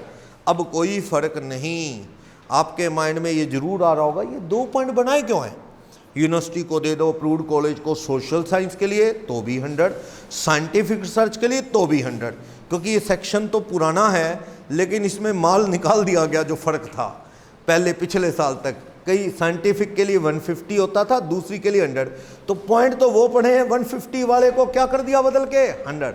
तो इसलिए अब ये पॉइंट इकट्ठे ही कर देने चाहिए कि किसी यूनिवर्सिटी को दिया, चाहे सोशल साइंस के लिए, स्टैट मैथ के लिए, चाहे साइंटिफिक के लिए, अलाउड तो कितना होना है डिडक्शन, 100%। ओके, नेक्स्ट कहता है असेट यूज्ड इन बिजनेस, बता चुका हूँ बिजनेस में असेट यूज होगी तो क्या होगा, बताया ना, जितना अनअब्जॉर्ब वैल्यू है वही ब्लॉक में जाके जुड़ेगी, बताया। आगे sale of scientific research asset, उसका भी कहानी बता चुका हूँ, बेचोगे तो क्या होगा बता चुका हूँ, जितना पास्ट में राइट ऑफ हुआ वहां तक बिजनेस इनकम, उससे ऊपर क्या आएगा, बारिश, कैपिटल गेन। चलो 7th क्वेश्चन देखते हैं इसमें, क्वेश्चन नंबर 7, क्वेश्चन नंबर 7 देखना, थोड़े बहुत डाउट क्वेश्चंस करके क्लियर हो जाएंगे। इस चैप्टर का सबसे ज्यादा इंपॉर्टेंट पॉइंट है और करंट ईयर में अमेंडमेंट भी है इसमें, बल्कि आसान कर दिया है, बात ये है। चलो क्वेश्चन नंबर 7, इलस्ट्रेशन 7 देखना, क्या कहता है, सपोज कैपिटल एक्सपेंडिचर किया है कैपिटल असेट्स पे 1 लाख का, और वो सेट बेच दी बिजनेस में यूज किए बिना, cell proceed before it being use for any other purpose, बिना यूज किए बेच दी। कहता है कितने में बेची, 40 में, या 20 सिचुएशन है 1 10 में, और 35 में डिडक्शन कितनी मिल गई, 80, या दूसरी सिचुएशन है 20,000। तो बोलो क्या होगा कैपिटल गेन। पहले मैं सिचुएशन ए की बात कर रहा हूं, असेट कितने की थी, cost of asset purchase for scientific research, कितने की खरीदी थी असेट, ₹1,00,000। सिचुएशन ए, सेक्शन 35 में डिडक्शन कितनी मिल गई थी आपको, ए सिचुएशन में कह रहा है 80 की, तो उसकी अनएब्जॉर्ब्ड वैल्यू कितनी थी असेट की, अनएब्जॉर्ब्ड वैल्यू 20। अब इस असेट को ही बेच दिया, बिजनेस में यूज ही नहीं किया, सेल ऑफ असेट। सिचुएशन यही चल रही है मेरी, कितने में बेची आपने ये सेट? 40,000 में। कितना सरप्लस आ गया बेच के? सरप्लस आया 20। कम में बिकती तो लॉस आ जाता, डाल देता P&L में। ज़्यादा में बिकी है, कितना फायदा? 20। तो यहाँ तक 80 तक तो ये कहाँ जाएगा? बिजनेस। ये 20 का फायदा PGBP में कितना जाना है? 20, क्योंकि पास्ट में आपने राइट ऑफ किया है P&L से कितना? 80 तक तो ये क्या होगा? बिजनेस की इनकम। समझे बात? हो गया। इसी की सिचुएशन भी देखना, इसी की सिचुएशन भी कहता अगर पास्ट में डेप्रिसिएशन कितना, वो राइट ऑफ कितना हुआ? 20,000। कितने की वैल्यू बच गई? 80। और ये बेची कितने में? सिचुएशन बी कर लो, बी कितने में बेची? 1,10। कितना सरप्लस आ गया? 30। पास्ट में P&L में कितना राइट ऑफ हुआ है? 20। तो बिजनेस में 20 जाएगा, कैपिटल गेन कितना आएगा फालतू वाला? 10। 30 माइनस 20, कैपिटल गेन में फालतू वाला कितने जाने वाला है? 10। तो टोटल कितना गेन था? टोटल सरप्लस 30,000 रुपये का था। सही है? बोलो कोई भी डाउट इसमें? किसी को भी प्रॉब्लम? समझाया ये? बोलो कोई डाउट? क्वेश्चन नंबर 8 पे चलते हैं, देखना। क्वेश्चन नंबर 8 बताना, रिसर्च का ही है 8। क्या कह रहा है? कह रहा है कि मिस्टर प्रवीण ने रिसर्च की और साइंटिफिक रिसर्च की के ऊपर क्या खर्चा? चलो, कौन सी रिसर्च के लिए खर्चा है? Expenditure paid for scientific research. और ये कौन है? कोई इंडिविजुअल है, बाय इंडिविजुअल, कंपनी नहीं है, कोई इंडिविजुअल है। वैसे कंपनी हो तो क्या, उसको भी आजकल 100% ही है। चलो, क्या क्या खर्चा किया प्रवीण ने? फर्स्ट, उसने पेमेंट दी किसी रिसर्च लिमिटेड को जो रिसर्च करेगी। रिसर्च लिमिटेड को पेमेंट दी, कितने रुपए? 20। तो 100% कितनी मिलेगी? 20। ये कह रहा है पेमेंट के रिसर्च लिमिटेड की कंपनी है, कंपनी को दिया है, यानी ये पेमेंट क्या है? Payment to. अब मैं कुछ नहीं लिखा तो मैं इसे कौन सी कंपनी मान रहा हूं? Indian company. साइंटिफिक रिसर्च के लिए 20 दिया, तो 20 का 20 100% क्या होगा? Allowed. Next, payment to LMN college. क्या ये कॉलेज अप्रूव्ड है? नीचे एक और कॉलेज है, OPQ कॉलेज, नीचे नोट है, पढ़ो। के रिसर्च लिमिटेड और LMN कॉलेज, ये साइंटिफिक रिसर्च के लिए अप्रूव्ड बॉडी हैं, यानी OPQ कॉलेज अप्रूव्ड नहीं है, कंपनी अप्रूव्ड थी, उसको दिया 100। पेमेंट टू कौन से? Payment to approved college. Approved कौन सा कॉलेज है ये? LMN college. कितना दिया उसको? उसको 15। इसकी 100% कितनी मिलेगी? 15। लेकिन थर्ड में payment to unapproved college, research के लिए अप्रूव्ड ही नहीं है, OPQ, तो इसकी मिलेगी? नहीं मिलती, इसकी नहीं मिलती। ऐसे ही गली मोहल्ले में किसी पड़ोसी को दे दो रिसर्च के लिए, डिडक्शन मिलेगी? फिर तो डिडक्शन लेने का तरीका है ये, तो ऐसे ही दे दे के डिडक्शन लेते जाओ, और उन्होंने करनी है नहीं कोई रिसर्च, देश का फायदा होना नहीं, आपको फ्री में डिडक्शन मिल जाएगी। नो। नेक्स्ट, फोर्थ में पेमेंट आपने नेशनल लैब, ये तो भारत सरकार की है, national lab, national laboratory of India, कितना दे दिया? 8। 100% कितनी मिल जाएगी? 8 की। फिफ्थ क्या कह रहा है? मशीन खरीदी रिसर्च के लिए, machine purchase for own research, खुद रिसर्च करना चाहता है ये प्रवीण, इसने मशीनें खरीदी, खुद की रिसर्च के लिए कितनी मिलती है? 100। ए और बी पॉइंट थे, खुद की रिसर्च कर रहा है। 6 कहता है स्टाफ को सैलरी दी, salary to research staff, research staff रखा, साइंटिस्ट रखे, डॉक्टर रखे, उनको दिए 12, तो कितनी मिलेगी? 12। सब मिला के कितनी सेक्शन 35 में अलाउड है? समझाया? पर खतरनाक नोट नीचे, अगर 115 BAC ऑप्ट कर लिया तो भूल जाना कि कोई सेक्शन 35 नाम की चीज थी। तो अब आप देखते हो कि 115 BAC ऑप्ट कौन करेगा? डिडक्शन ही नहीं है रिसर्च की। ये तो एक तरह से ना डीमोटिवेट कर रहा है लोगों को, ये सेक्शन 115 BAC, ये तो होना नहीं चाहिए, लोग तो रिसर्च छोड़ देंगे, एडिशनल डेप्रिसिएशन ही नहीं मिलेगा वो 115 BAC वाले को, डिडक्शन में दिक्कत है। हाउस प्रॉपर्टी में भी तो बड़ी दिक्कतें हैं, सैलरी की डिडक्शन नहीं है, तो 115 BAC वाले के लिए तो क्या है, ये पॉइंट काम का ही नहीं, उसे डिडक्शन नहीं मिलेगी।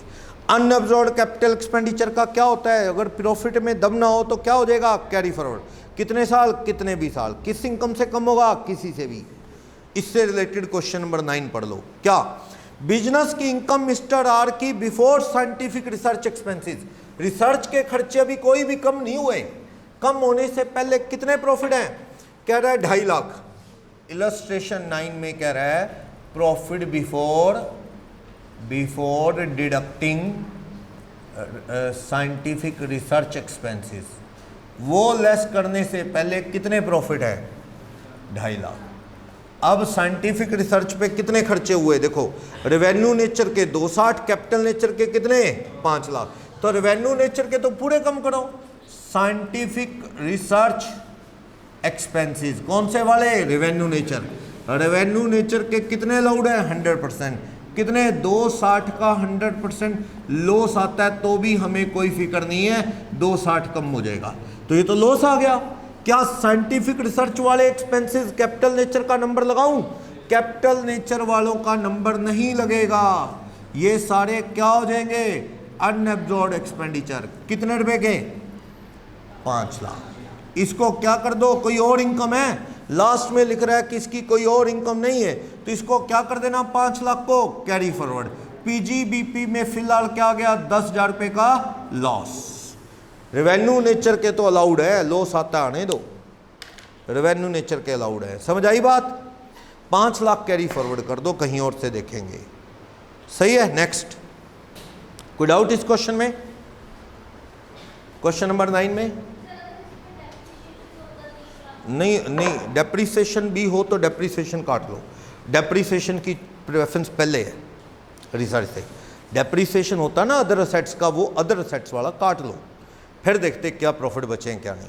रिसर्च से पहले डेप्रीसिएशन को प्रायोरिटी है, कोई दिक्कत नहीं है, वैसे तो फर्क नहीं पड़ता। एक बात बताओ, डेप्रीसिएशन नहीं काटूंगा, रिसर्च काट लूंगा तो डेप्रीसिएशन कैरी फॉरवर्ड हो जाएगा, उस पर भी कौन सा रोक है, वो भी कहीं से कम होता है, कितने भी साल कैरी फॉरवर्ड होता है।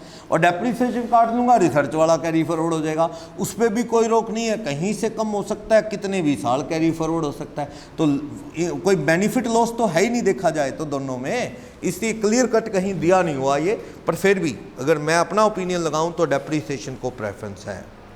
चलो 10th, क्योंकि फर्क नहीं पड़ता इसलिए दिया नहीं गया है, कुछ मर्जी काट लो पहले, डेप्रीसिएशन चाहे रिसर्च के कैपिटल एक्सपेंसेस।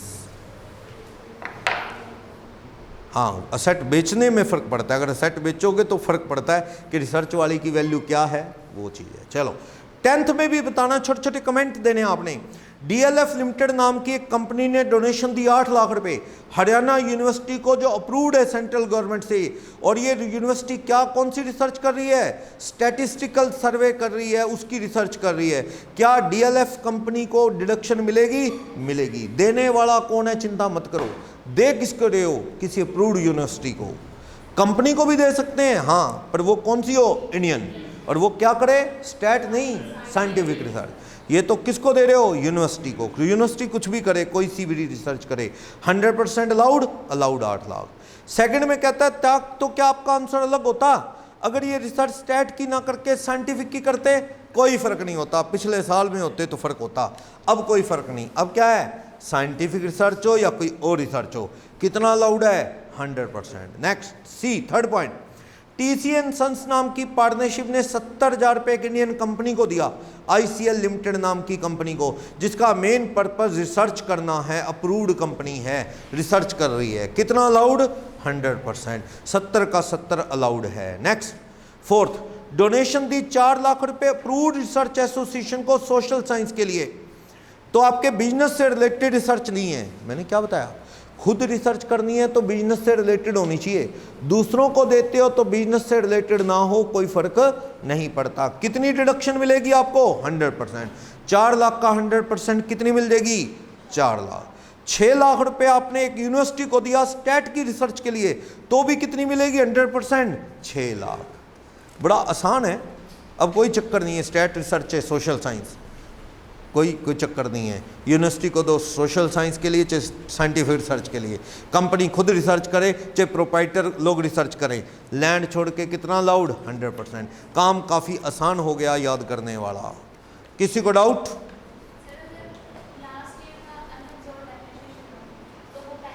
पहले लेस कर लो।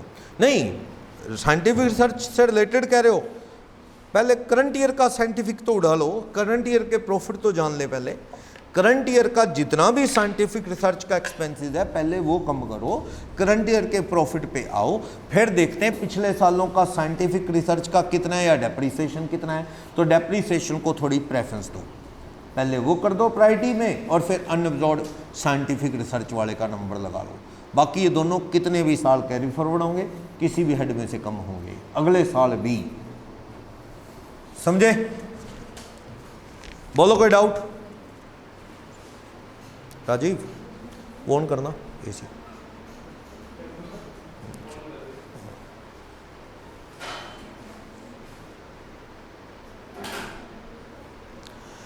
चलो नेक्स्ट सेक्शन पे चल रहा हूं, सेक्शन 35 AD क्या कह रहा है?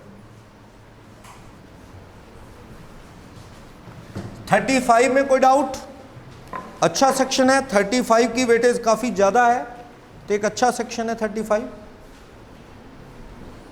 चलो नेक्स्ट सेक्शन आ रहा है 35 AD। ये दो सेक्शन लेंथी थे।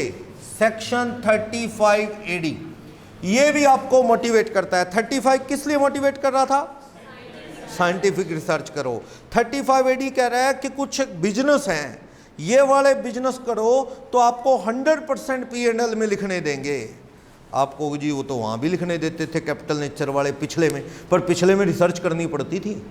मैं कह रहा हूँ मैं तो रिसर्च नहीं कर रहा। मान लो मैं करियाने की दुकान खोलूँ तो 35 लगता है मुझ पे? कर रहा हूँ मैं कोई रिसर्च? नहीं। तो 35 AD कहता है ना करो भाई साहब रिसर्च। पर यहाँ एक लिस्ट है, अगर आप इनमें से कोई बिजनेस करते हो तो देश का फायदा उसमें भी है। तो आप रेवेन्यू नेचर तो अलाउड है ही है, कैपिटल नेचर के भी क्या कर देंगे? अलाउड। जैसे कि आप स्टार होटल खोलो, देश में स्टार होटल्स की कमी है, यहाँ तो दुकानों के ऊपर गेस्ट हाउस खुले हुए हैं देश का नाम तो उससे होगा।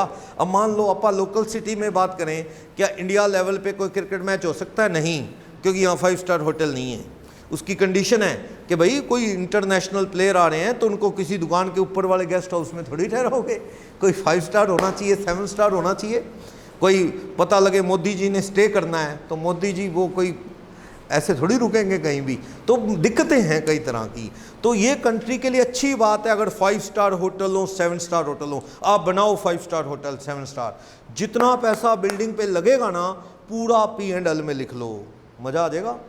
पूरा P&L में लिखने से आपके प्रॉफिट क्या आ जाएंगे? काफी कम। और हो सकता है आप किस में आ जाएं? लॉस।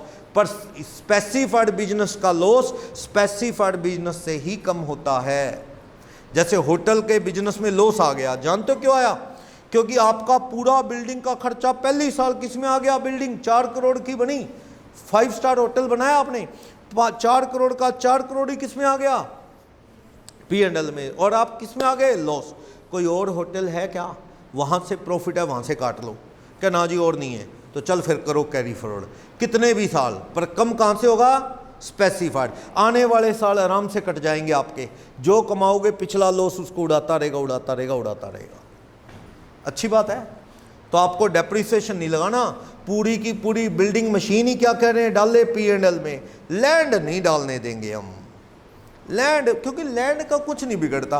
पता क्या होता है, अगर ये लैंड को अलाउ कर दे ना, लैंड को अलाउ कर दे तो बड़ी दिक्कत आ सकती है। लैंड को अलाउ करेंगे तो दिक्कत ये आ सकती है कि लोग ना प्रॉपर्टी में लगा लगा के प्रॉपर्टी बढ़ने का इंतजार करते हैं। उनका होटल आटल चलाना, रिसर्च करना एम नहीं होता। इसलिए इन्होंने लैंड पे क्या लगा रखी है? रिस्ट्रिक्शन। लैंड नहीं, और कोई गुडविल या कोई बिल ऑफ एक्सचेंज वगैरह नहीं खरीदने। आप बिल्डिंग खरीदो, आप मशीनें खरीदो, कंप्यूटर खरीदो, 100% अलाउड पहले ही साल। लेकिन बिजनेस कौन सा करना है? लिस्ट है पूरी। कौन सा बिजनेस? होटल बनाओ, स्टार होटल, या 100 बेड का हॉस्पिटल बना लो। देश को आज के हालात में तो बहुत ज़रूरी है 100 बेड के हॉस्पिटल्स।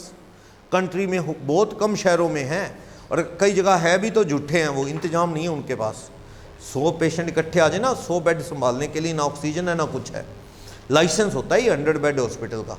तो 100 बेड हॉस्पिटल बना लो। और बारिश का मौसम है, ऐसे मौसम में अनाज पड़ा है मंडियों में, देखो गीला हो गया, भीग गया, तो वो उठाने वाला कोई नहीं है, उसे लेता नहीं खड़ी, किसान बेचारा क्या करे। बारिश का पानी लग जाए अनाज को मंडियों में तो फिर क्या है, वो सरकार लेती नहीं, कहती भीगा हुआ है ये तो खराब हो गया, तो किसान बेचारा क्या करे। तो वेयर हाउस नहीं है रखने के लिए, चीनी है उसको स्टोर करने के वेयर हाउस बना लो, फर्टिलाइजर के प्रोजेक्ट लगा लो, हनी के शहद के प्रोजेक्ट लगा लो, फैब्रिकेशन ऑफ कुछ सर्टेन आइटम्स है, क्रॉस कंट्री पाइपलाइन डालने का बिजनेस कर लो। एक पूरी बड़ी लिस्ट है। अगर आप इनमें से कोई बिजनेस करते हो एक या दो, तो रेवेन्यू नेचर के तो सबको अलाउड है, मुझे आपको सबको। कैपिटल नेचर के भी क्या हो जाएंगे, अलाउ हो जाएंगे। कितने परसेंट, 100%। कौन से नहीं होंगे, लैंड, कोई गुडविल या बिल ऑफ एक्सचेंज वगैरह खरीदे वो नहीं, बाकी सब अलाउड है। अच्छी बात है, लालच है, बढ़िया बात है। अगर आपने 3 स्टार होटल ही बनाना है अपने लोकल सिटी में, तो आपको 35 AD बड़ी काम की जरूरत की चीज़ है आपके लिए। 35 AD में जितना बिल्डिंग पे लगेगा, इक्विपमेंट पे लगेगा होटल के, डालो P&L में। डेप्रिसिएशन मत लगाना, पूरी बिल्डिंग, पूरे इक्विपमेंट, वाटर कूलर, जो कुछ भी है डालो P&L में, अलाउड। कम से कम इस साल आपके प्रॉफिट कम हो जाएंगे, टैक्स बचेगा। और लॉस आ गया तो अगले सालों में काटते रहना, अगले साल भी टैक्स बचेंगे। अच्छी बात है ना ये चीज़। तो ये लालच है। एक स्टूडेंट थोड़ा ज़्यादा दिमाग लगा रहा है, कहता है एक बात बताओ सर, 10 करोड़ की बिल्डिंग है, 10 करोड़ की बिल्डिंग एक साथ P&L में आ गई, एक साथ प्रॉफिट कम, टैक्स बच जाएगा, या लॉस आया तो अगले सालों में एडजस्ट होकर टैक्स बच जाएगा। अगर ये एक साथ ना आती P&L में, ये बिल्डिंग 10 करोड़ की बिल्डिंग एक साथ ना आती, तो कहता है धीरे धीरे हम डेप्रिसिएशन लगाते 1-1 करोड़, मान लो 1 मिनट के लिए 1-1 करोड़, तो हर साल तब भी तो प्रॉफिट कम होते, तब भी तो टैक्स बचता। तो इनकम टैक्स ने क्या किया हमारे लिए। बंदा कह रहा है भाई मैं डेप्रिसिएशन लगाता धीरे धीरे कई सालों में, तब भी तो ये बिल्डिंग P&L में आके प्रॉफिट कम करती, टैक्स बचाती। अब ये इकट्ठी आ गई एक साथ, तो इकट्ठी आने से जिस साल आपका पैसा लगा है उस साल थोड़ी बर्डन तो कम हो जाएगी। आज आपने इतना करोड़ों रुपया लगाया होटल पे, और अगर आपका टैक्स बच जाए इकट्ठा, तो आपका बोझ थोड़ा सा क्या हो जाएगा, एक साथ कम हो जाएगा। ठीक है ना, सोच आप सही रहे हो। वैसे भी वो धीरे धीरे अलाउड करने की बजाय इनकम टैक्स क्या कर रहा है, आपको एक साथ अलाउ कर रहा है। बस बात ये है, फ्यूचर में अलाउड नहीं होगा, जब वो बिल्डिंग ही पूरी खत्म होगी P&L में आके, ये चीज़। तो ये कह रहा है कि आपको इन्वेस्टमेंट करनी है कहाँ पे, 35 AD, इन्वेस्टमेंट इन कहाँ, investment in certain specified businesses, specified businesses. Capital nature के एक्सपेंसेस कौन से छोड़ दो, लैंड, गुडविल एटसेट्रा, ये छोड़ दो। कोई फाइनेंशियल इंस्टीट्यूशंस है ना, वो इंस्ट्रूमेंट्स हैं, फाइनेंशियल इंस्ट्रूमेंट्स जैसे कि बिल ऑफ एक्सचेंज वगैरह, ये छोड़ दो। कैपिटल नेचर के, रेवेन्यू नेचर के, ये कितने अलाउड हैं, 100% वेरी फर्स्ट ईयर में अलाउड है। तो आप कहोगे जी ये तो हमेशा सबको अलाउड होते हैं। मेन बात तो क्या है, बिल्डिंग, इक्विपमेंट, मशीनें, कंप्यूटर डालो P&L में, 100% अलाउड है। होल कैपिटल एक्सपेंडिचर अलाउड है 100%। रेवेन्यू तो सभी को अलाउड होते हैं। 35 AD बेसिकली किसकी बात कर रहा है, कैपिटल एक्सपेंडिचर को और लिखने की बात कर रहा है। ठीक, तो बिजनेस शुरू होने से पहले खर्च हुए, तो कई बार क्या है, होटल शुरू हुआ 2021 में, होटल 2021 में वर्किंग में आया, लेकिन उससे पहले भी खर्चे हो चुके थे, कोई बात नहीं, वो जिस साल बिजनेस शुरू होगा उस साल के P&L में डेबिट कर लो, कोई चक्कर नहीं है। ठीक है ना, इसमें कोई ईयर की कंडीशन नहीं है। जिस साल बिजनेस शुरू हुआ, होटल के खर्चे जो पहले लग चुके हैं पिछले सालों में डालो P&L में, पूरे 100% अलाउड। क्लियर। लेकिन बस याद रखना, कोई भी सेट है P&L में 100% आएगी, पर 10,000 से ऊपर कोई भी कैपिटल एक्सपेंडिचर कैश में नहीं होना चाहिए। बिल्डिंग है तो पता लगे उसमें 4 लाख रुपए कोई इक्विपमेंट लगाया, कैश खरीदा है, वो नहीं आएगा P&L में। क्या लेना है, 10 से ऊपर खर्चा कैसे देना है, अकाउंट पे चेक, RTGS, नेफ्ट वगैरह, ऑनलाइन नेट बैंकिंग के थ्रू देना है, कैश और सिंपल क्रॉस चेक से नहीं, बेरर चेक से नहीं, वरना अलाउड नहीं। और CA साहब से ऑडिट जरूर करवा लेना। इन्हीं पॉइंट्स ने तो बचा रखा है CS को। 33 AB है, 35 है, 35 AD, तो CA से सर्टिफिकेट ले लेना कि डिडक्शन राइटली क्लेम्ड है। CA लिख देगा, डिडक्शन मिल जाएगी। आगे चलो, 100% कौन कौन से बिजनेस करने हैं, लिस्ट है पूरी। ये जो बिजनेस कह रहा हूं ना, स्पेसिफाइड बिजनेस, लिस्ट है पूरी, कौन कौन से बिजनेस। कोल्ड चेन फैसिलिटी, आपको पता है शहर में कितने कोल्ड स्टोर हैं? डबल रोड पे भी उधर भी है और हिसार रोड पे भी, उन्हीं की और भी होंगे एक दो इधर उधर, बहुत ज्यादा तो नहीं दिखते आपको। कमी है देश में कोल्ड स्टोर्स की, और जो है ना वो बहुत लूटते हैं। क्योंकि वही बात है, जब मोनोपोली हो किसी की, आप कोल्ड स्टोर का यूज देखो क्या है। पुराने टाइम में तो ये पोटैटो टोमेटो ये स्टोर किया करते थे, अब तो क्या है, ये आइसक्रीम भी स्टोर होती है, दूध भी स्टोर होता है, सब कुछ स्टोर होता है। जो बड़े बड़े फ्रूट वेजिटेबल का बिजनेस करते हैं, वो रेडी वाले, वो भी ट्रक भर के माल ले लेते हैं, स्टोर कर देते हैं, वो कोल्ड स्टोर से निकाल के बेचते रहते हैं। ये जो भी दूध क्रीम दही आता है, ये सब कोल्ड स्टोर में स्टोर होता है। शहर का डिस्ट्रीब्यूटर है, जैसे हैवमोर आइसक्रीम वाला, खाते होंगे ना हैवमोर, वो डिस्ट्रीब्यूटर पूरे शहर के लेवल पे सप्लाई करेगा। तो क्या वो कंपनी से रोज आता है माल ना, वो ट्रकों के ट्रक भर के माल इकट्ठा खरीद के कोल्ड स्टोर में लगवा देता है, किराया देता रहता है, फिर वो धीरे धीरे निकाल के दुकानों पे सप्लाई करता रहता है। तो कोल्ड स्टोर कितनी ज़रूरी चीज़ है आज के टाइम में। कितनी फ्रूट कितने वेजिटेबल ख़राब हो जाते हैं, किसान से पूछो। किसी साल वो ज़्यादा उगा लेता है आलू, किसी साल पोटैटो, खरीदार नहीं मिलता उसे, और वो कोल्ड स्टोर में रखवाता है तो किराया बढ़ा है, क्या करे, फेंकना पड़ जाता है।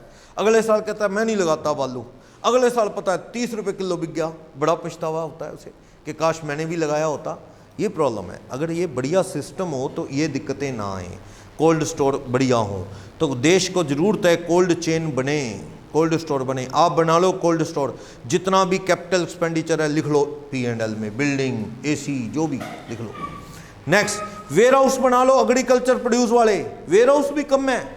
देखे होंगे आपने FCI के गोडाउन की कितनी कमी है, देखा होगा आपने कैसे पड़ा होता है अनाज,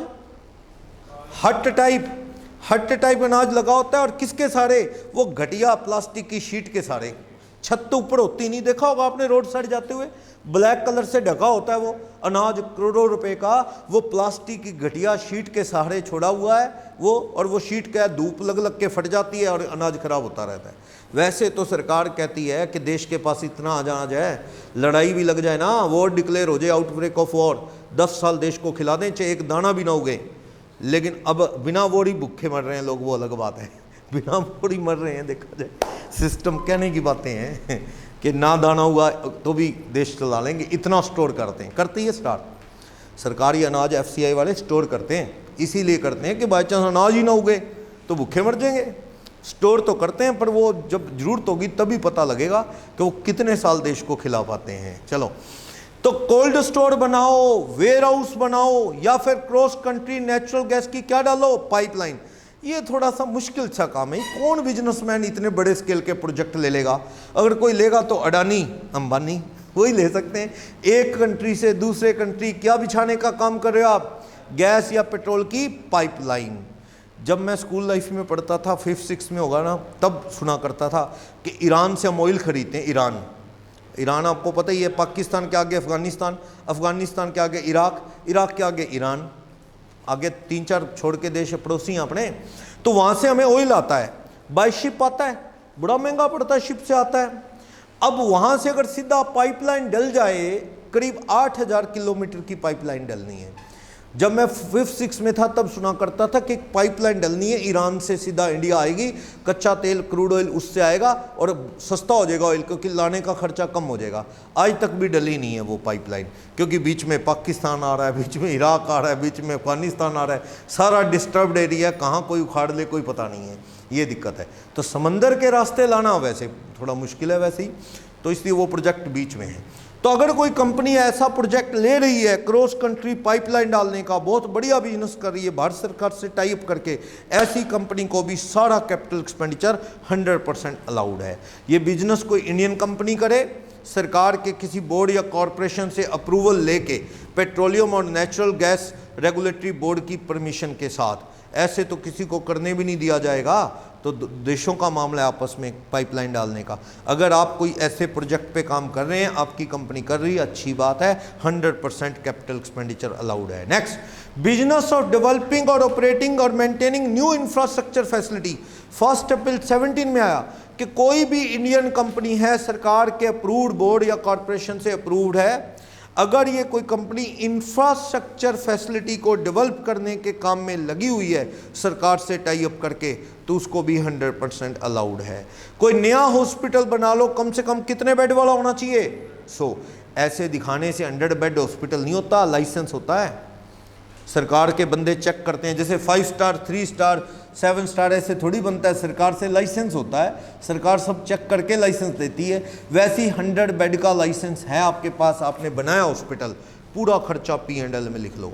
या आप क्या हाउसिंग प्रोजेक्ट लिया आपने, अफोर्डेबल हाउसिंग, समझते हो अफोर्डेबल हाउसिंग क्या है? ये छोटे छोटे घर नहीं बनाती सरकार, इंदिरा आवास योजना या ऐसी कोई अटल आवास योजना, कोई ऐसी भाई फ्लैट बनाती छोटे छोटे 40-50 गज के गरीब लोगों के लिए, सस्ते, फ्री में या सस्ते, 1.5-2 लाख में देती है सरकार गरीब लोगों को। ऐसे कोई देना तो सरकार ने है, आपने तो सरकार से कॉन्ट्रैक्ट लिया इस तरह की बिल्डिंगें बना के देने का। इस बिजनेस में भी आपको जितना कैपिटल एक्सपेंडिचर हो 100% अलाउड है। यानी आपका काम क्या करना है, इस तरह की बिल्डिंगें बनाने वाले कॉन्ट्रैक्टर हो आप बिजनेसमैन हो, 100% कैपिटल। फर्टिलाइजर का बिजनेस कर रहे हो, फर्टिलाइजर प्रोड्यूस का, या हाउसिंग प्रोजेक्ट बना रहे हो स्लम एरिया को डेवलप करने से रिलेटेड। स्लम एरिया समझते हो ना, किस शहर में नहीं है? जे कॉलोनी हर जगह है, कई जगह उसका नाम रखा हुआ है, कई जगह नहीं रखा हुआ है। ये नाम थोड़ी है, झुग्गी झोपड़ी कॉलोनी, जे कॉलोनी हर जगह ही होती है, अपने भी है, सब जगह है। और बॉम्बे की झुग्गी झोपड़ी कॉलोनी धारवी के नाम से है, धारवी, उसमें तो बताते हैं कि उसमें 1 करोड़ के करीब लोग रहते हैं। पता नहीं एग्जैक्ट फिगर, तो मुझे सुना है कि इतनी बड़ी है वो, एशिया की सबसे बड़ी जे कॉलोनी है वो धारवी। बताते हैं कोरोना कहाँ से रुकेगा वहाँ, एक क्या बोलते हैं, खोली बोलते हैं उसे, क्या बोलते हैं, उस चौल बोलते हैं शायद, वो उसमें 8-8 10-10 आदमी रहते हैं, कहाँ से सोशल डिस्टेंसिंग रख लेंगे? तो वो पीछे आया भी था कि अगर उधर फैल गया ना कोरोना तो बहुत मुश्किल हो जाएगा। क्यों, उनको अलग अलग कैसे ठहराएं, है ही नहीं, रहने को जगह ही नहीं है। ये चीज़ है, तो सरकार भी क्या करेगी मौके पे, इतना इंतजाम भी तो नहीं है। तो चलो भगवान भरोसे पूजा पाठ करो। तो हाउसिंग प्रोजेक्ट स्लम एरिया के लिए डेवलप कर रहे हो, 100% अलाउ। देखो 2 तरह के प्रोजेक्ट हैं, एक तो अफोर्डेबल हाउसिंग, दूसरे कौन से हैं? स्लम एरिया, स्लम बस्ती, स्लम एरिया को डेवलप करने के। यहाँ से दिल्ली जाते हो, पहले स्वागत होता है नागलोई दिल्ली, बस्ती दिखती है वहाँ। ट्रेन पे जाते हो, एंट्री पे वो दिखता नहीं, ट्रेन के दोनों तरफ गंदगी गंदगी, ढेर नागलोई और वो सारा एरिया बस्ती। और क्या है, आधा हिंदुस्तान तो वहीं बसता है। चलो, क्योंकि जहाँ ऊंची ऊंची बिल्डिंगें हैं, उनके काम करने वाले बेचारे वॉचमैन ये वो कहाँ ठहरेंगे? ऐसी बस्तियों में। ऐसी बस्तियों को डेवलप करने की कोशिश ऐसा नहीं है सरकार ने नहीं की है। वो जो धारवी कह रहा हूँ ना बॉम्बे, वो काफ़ी हद तक पक्की है, कई जगह घर बना दिए सरकार ने।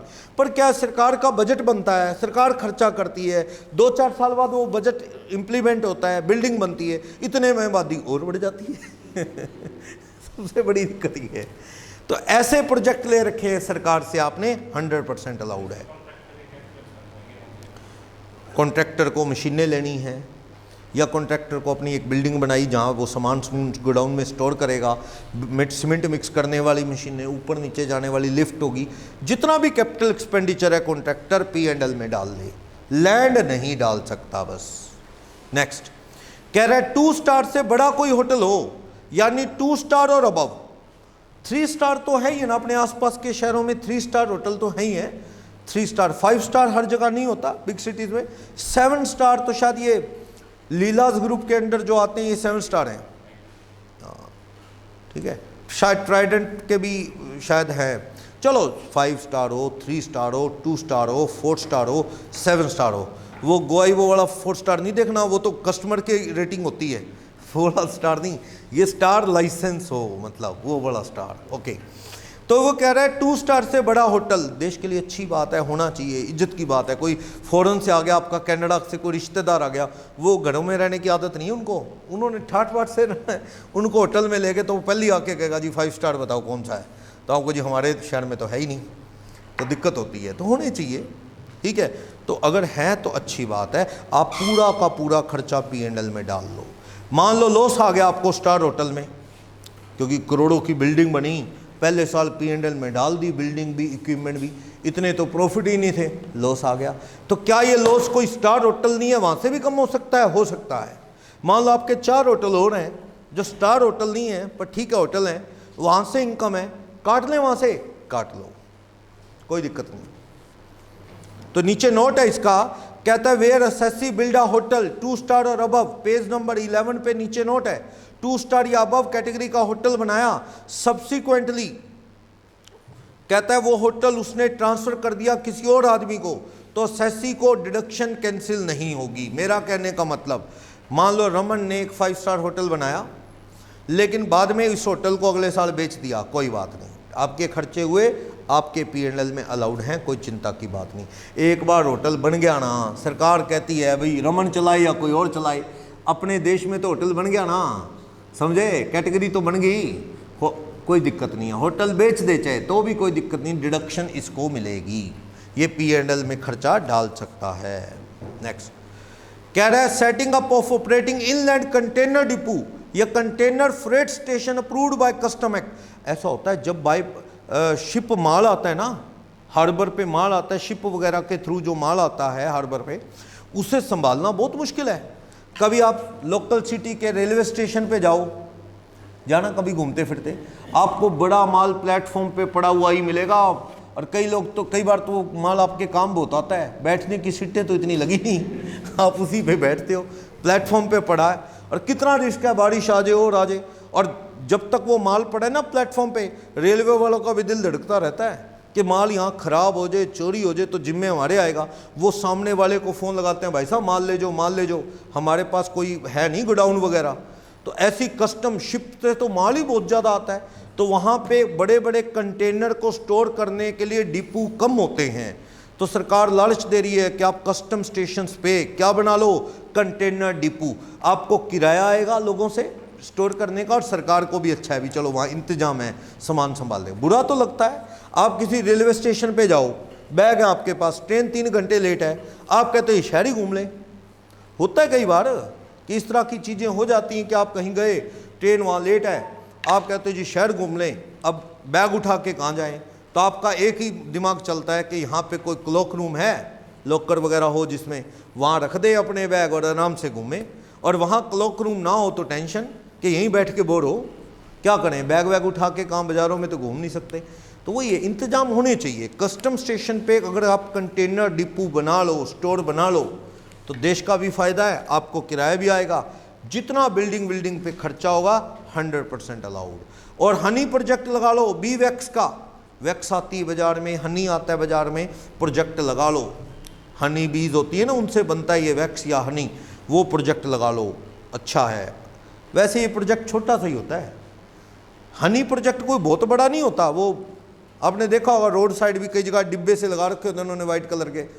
वैसे तो मैंने तो कई बार उसमें चीनी डालती देखा है बंदे को, लिक्विड चीनी होती है ना, वो ऊपर से टपका रहा होता है उसके अंदर, आधा मिलावटी चीनी वाला। वो मक्खियाँ जो होती हैं हनी भी, वो चीनी इग्नोर करे जाती हैं, और जो उससे शहद बनता है ना वो चीनी होती है एक्चुअल में। वो जो नेचुरल लगा होता है ना कहीं बिना प्लानिंग के, वो होता है असली शहद, तो वो चीनी वाला ही मिलता है अदरवाइज। चलो ये लगा लो, अच्छी बात है, बहुत मिलावट आती है इसमें। तो फिर कहता है शुगर के लिए वेयर हाउस बना लो, जैसे एग्रीकल्चर के लिए था ऐसे शुगर के लिए बना लो, और किसी चीज़ के लिए नहीं, ऑयल वगैरह के लिए नहीं, शुगर के लिए, एग्रीकल्चर प्रोड्यूस के लिए। कहता है आप स्लरी पाइपलाइन लिक्विड, जैसे ना आयरन को लोहे को मेल्ट करके कहीं और लेके जाना है लोहे को, तो उसके लिए पाइपलाइन डलती है, वो उसे बोलते हैं स्लरी पाइपलाइन। अगर कोई इस तरह की ट्रांसपोर्टेशन का काम आपने किया है, पाइपलाइन डाल दी है, इस तरह का कोई प्रोजेक्ट है तो वो भी, या सेमीकंडक्टर वेफर फैब्रिकेशन का आपका काम है, कुछ इस तरह का फैब्रिकेशन का काम है आपका, टाइल वाइल कुछ बनाने का, सेमीकंडक्टर वेफर फैब्रिकेशन का, तो इसमें लिखा गया नीचे ये ना, इसमें वो सब भी आते हैं जैसे सर्किट वगैरह, इलेक्ट्रॉनिक सर्किट वगैरह बनते हैं ना CPU वगैरह में, और इस तरह से यूज़ होते हैं, वो भी आते हैं इसमें, एम्पलीफायर वगैरह, वो सब कुछ इस तरह का बनाने का काम है। तो काफ़ी बड़ी लिस्ट है, रख लोगे याद। इनमें से कोई भी काम धंधा करो आप, जितना कैपिटल एक्सपेंडिचर है, लैंड, गुडविल और फाइनेंशियल इंस्ट्रूमेंट छोड़ के 100% एक साथ ही P&L में लिख सकते हो। काफ़ी बड़ी लिस्ट है। वेयर हाउस किस किस के लिए बनाने हैं, एग्रीकल्चर प्रोड्यूस के लिए या शुगर के लिए। कोल्ड स्टोर बना लो कोल्ड चेन फैसिलिटी में। हाउसिंग प्रोजेक्ट 2 हैं, एक तो अफोर्डेबल हाउसिंग सरकार से अप्रूवल लेके, या दूसरा स्लम एरिया को डेवलप करने को लेके, फर्टिलाइजर का प्रोजेक्ट लगा लो, हनी वैक्स बी वैक्स का प्रोजेक्ट लगा लो, कस्टम स्टेशन पे कंटेनर डिपो बना लो, 2 स्टार से अबव कैटेगरी का होटल बना लो, 100 बेड से ऊपर का हॉस्पिटल बना लो, क्रॉस कंट्री पाइपलाइन डालने का सरकार से अप्रूवल लेके कोई प्रोजेक्ट लगा लो, इंफ्रास्ट्रक्चर डेवलप करने का कोई सरकार से टाई अप करके प्रोजेक्ट लगा लो, ठीक, फैब्रिकेशन ऑफ वेफर एटसेट्रा, वो मतलब उसमें सर्किट है, एम्पलीफायर वगैरह, ये सब इस तरह का कोई प्रोजेक्ट लगा दो, स्लरी पाइपलाइन वो आप शिफ्ट करने से रिलेटेड कोई प्रोजेक्ट लगा लो। तो ये सारे बिजनेस हैं, इनमें आपको 100% डिडक्शन मिल जाएगी, खर्चा पूरा P&L में आ जाएगा। नेक्स्ट 35 AD में नए प्रोजेक्ट लगाने हैं, पुराने को तोड़ फोड़ के यूज़ नहीं करना। पुराना ज़्यादा से ज़्यादा हो भी तो कितना हो, 20%। मान लो एक बंदे ने पता क्या कहा, क्या था जी, पुरानी होटल को ना तोड़ फोड़ के लाइसेंस अप्लाई कर दिया 3 स्टार होटल का। कहता लो जी मैंने नया होटल बनाया, 2 डिडक्शन 100%। सरकार कहती है जी मशीनें 20% से ज़्यादा पुरानी तो नहीं है। अगर मशीनें लगी 10 करोड़ की और 2 करोड़ से ज़्यादा मशीनें पुरानी हैं तो ये प्रोजेक्ट पुराना माना जाएगा, नया है ही नहीं, और तुझे जो 100% कैपिटल एक्सपेंडिचर की डिडक्शन है वो नहीं मिलेगी। क्लियर? तो आपको नया लगाना है, यूज्ड मशीनें नहीं लेनी, और लेनी है तो ज़्यादा से ज़्यादा कितनी, 20%, इससे ज़्यादा नहीं। क्लियर? कॉन्ट्रैक्टर हो तो सब कुछ नई मशीनें लगाओ, 20% से ज़्यादा पुरानी यूज्ड मशीनें नहीं होनी चाहिए। तो बता रहा है बिजनेस जो पुराने को तोड़ फोड़ के ना बनाया हो, नया बिजनेस। एक बात बताओ, पहले 2 स्टार होटल किसी और का आप अपने ले लिया तो हमें भी डिडक्शन मिल जाए, वो पहले वो ले चुका है तो फिर तो सरकार का लॉस ही लॉस है ना। पुराना है वो, सब कुछ पुराना है, नहीं मिलेगी डिडक्शन। नया बिजनेस सेटअप करना है, कोल्ड स्टोर नया बनाओ, वेयर हाउस नया बनाओ, ऐसे। नीचे बता रहा है, कहता है कि भाई बिजनेस में मशीनें कौन सी हों, पुराने वाली ना हो। हाँ, कोई इंडिया के बाहर यूज्ड है, इंडिया में यूज नहीं, कोई इंडिया में डिडक्शन नहीं ली उसकी, वो मशीन इंडिया लेके आओगे तो कोई बात नहीं, उसे भी हम मान लेंगे, पुरानी नहीं मानेंगे। हालांकि 32(1)(2)A में फ़र्क है। 32(1)(2)A एडिशनल डेप्रीसिएशन वाला क्या कहता था, अगर वो मशीनें फॉरेन में भी यूज हैं, वो इंडिया लाओगे फर्स्ट टाइम, उन पे एडिशनल डेप्रीसिएशन नहीं मिलेगा। लेकिन ये 32 AD कहता है कोई बात नहीं, ये कहता है 35 AD। क्या आप फॉरेन की मशीनों को फर्स्ट टाइम इंडिया में लाए हो, इंडिया में आज तक उन पे कोई डिडक्शन, कोई डेप्रीसिएशन क्लेम नहीं किया गया, उन मशीनों को नया मान लेंगे। लाओ, फॉरेन की पुरानी भी अपने लिए तो नई से अच्छी हैं, ले आओ आप वहाँ से। तो मशीनें जो इंडिया में यूज़ नहीं, फॉरेन में हैं, इंपोर्ट की गई हैं, उन पे इंडिया में कोई डेप्रीसिएशन या डिडक्शन आज तक नहीं ली गई, और ज़्यादा से ज़्यादा पुरानी कितनी हो सकती है, 20%। वो तो है ही ये कंडीशन, यूज्ड फॉरेन से ले आओ, ज़्यादा से ज़्यादा कितनी हो, 20%। 10 करोड़ की हैं तो 20% से ज़्यादा नहीं, 2 करोड़ से ज़्यादा नहीं। ओके, कोई डिडक्शन इस पे मिलेगी नहीं। जब पूरा 100% खर्चा ही अलाउड कर दिया हमने आपको, तो डिडक्शन और चाहिए क्या, डेप्रीसिएशन वगैरह नहीं। आगे ना एक चैप्टर है डिडक्शन का, नया बिजनेस करने पे सेक्शन 80 में डिडक्शंस हैं, वो नहीं मिलेंगी। जब आपको पूरा 100% 35 AD में दे रहे हैं तो किसी और सेक्शन में इसी खर्चे पे डिडक्शन नहीं, कोई डेप्रीसिएशन भी नहीं। ओके, सेट ऑफ, मान लो लॉस आ गया, मान लो मैंने 2 स्टार होटल बनाया, देखो 10 करोड़ रुपए लग गए बिल्डिंग पे, मशीनों पे, प्रॉफिट तो मेरे सिर्फ 6 करोड़ है। 4 करोड़ का क्या गया, 100% अलाउड होने की वजह से और खर्चे काटने के बाद 3 करोड़ का प्रॉफिट आ गया, लॉस आ गया 3 करोड़। वो लॉस क्या हो जाएगा, कैरी फॉरवर्ड। कम कहाँ से होगा, होटल बिजनेस से ही, किसी किराने की दुकान से नहीं। इसी स्पेसिफाइड बिजनेस का लॉस स्पेसिफाइड बिजनेस की इनकम से कम होता है। अगले साल स्पेसिफाइड बिजनेस में इनकम ना आए तो और अगले साल, और अगले साल, कितने साल, कितने भी साल, पर कम कहाँ से होगा, स्पेसिफाइड बिजनेस वाला स्पेसिफाइड बिजनेस की इनकम से कम होगा। क्लियर? नेक्स्ट 35 AD में 7A, 35 AD में 7B और 7C। तो 35 AD जो सेक्शन है इसमें 7A, 7B और C, ये क्या कहता है, कहता है आपको ये जो असेट्स हैं 8 साल तक हर हाल में किस में यूज करनी है, इसी स्पेसिफाइड बिजनेस में। नॉर्मली भाई मान लो मैंने एक प्रोजेक्ट लगा लिया, इसी बिजनेस में यूज़ करनी है। ये ना हो कि मैंने वो अफोर्डेबल हाउसिंग के लिए मशीनें लगा ली, अब अफोर्डेबल हाउसिंग के प्रोजेक्ट से मशीनें हटा के कहीं और यूज़ की ना। कम से कम 8 साल इसी स्पेसिफाइड बिजनेस में मशीनें यूज़ करनी हैं। अगर 8 साल के अंदर कहीं और यूज़ किया तो जो डिडक्शन मिली थी वो क्या हो जाएगी, कैंसिल, और डेप्रिसिएशन लग जाएगा। सुनना मैं क्या कह रहा हूँ। मान लो प्लांट एंड मशीनरी यूज्ड या purchased for use in specified business. Specified business में यूज़ करने के लिए आपने 20 लाख रुपए की प्लांट एंड मशीनरी खरीदी। किस में यूज़ करोगे, स्पेसिफाइड बिजनेस। तो 2020-21 वाले साल में आपको ये 100% अलाउड हो गया, 100% allowed to be debited in P&L। P&L में कितना लिख दिया आपने, 20 लाख, डिडक्शन ले ली। अब क्या हुआ, 8 साल तक इसी बिजनेस में मशीनें यूज करो। 22-23 में आपने use of above plant and machinery for other purpose, भाई वो स्पेसिफाइड बिजनेस के अलावा कहीं और यूज करना शुरू कर दिया। तो कहता है जी डिडक्शन कैंसिल, आपको जो विड्रॉवल हो जाएगी, withdrawal of deduction 35 AD cancel, आपका 20 लाख रुपए क्या हो जाएगा, टैक्सेबल। जो माफ हुआ था, यू आर डिफॉल्टर। डिडक्शन ली थी तो 8 साल मशीनें इसी बिजनेस में यूज करो, आपकी ये डिडक्शन क्या कर दी जाएगी, कैंसिल। लेकिन आपको इनकम टैक्स कहता है भैया डेप्रिसिएशन काट ले प्लांट एंड मशीनरी का, कितने साल, 20-21, 21-22, 2 साल का काट ले।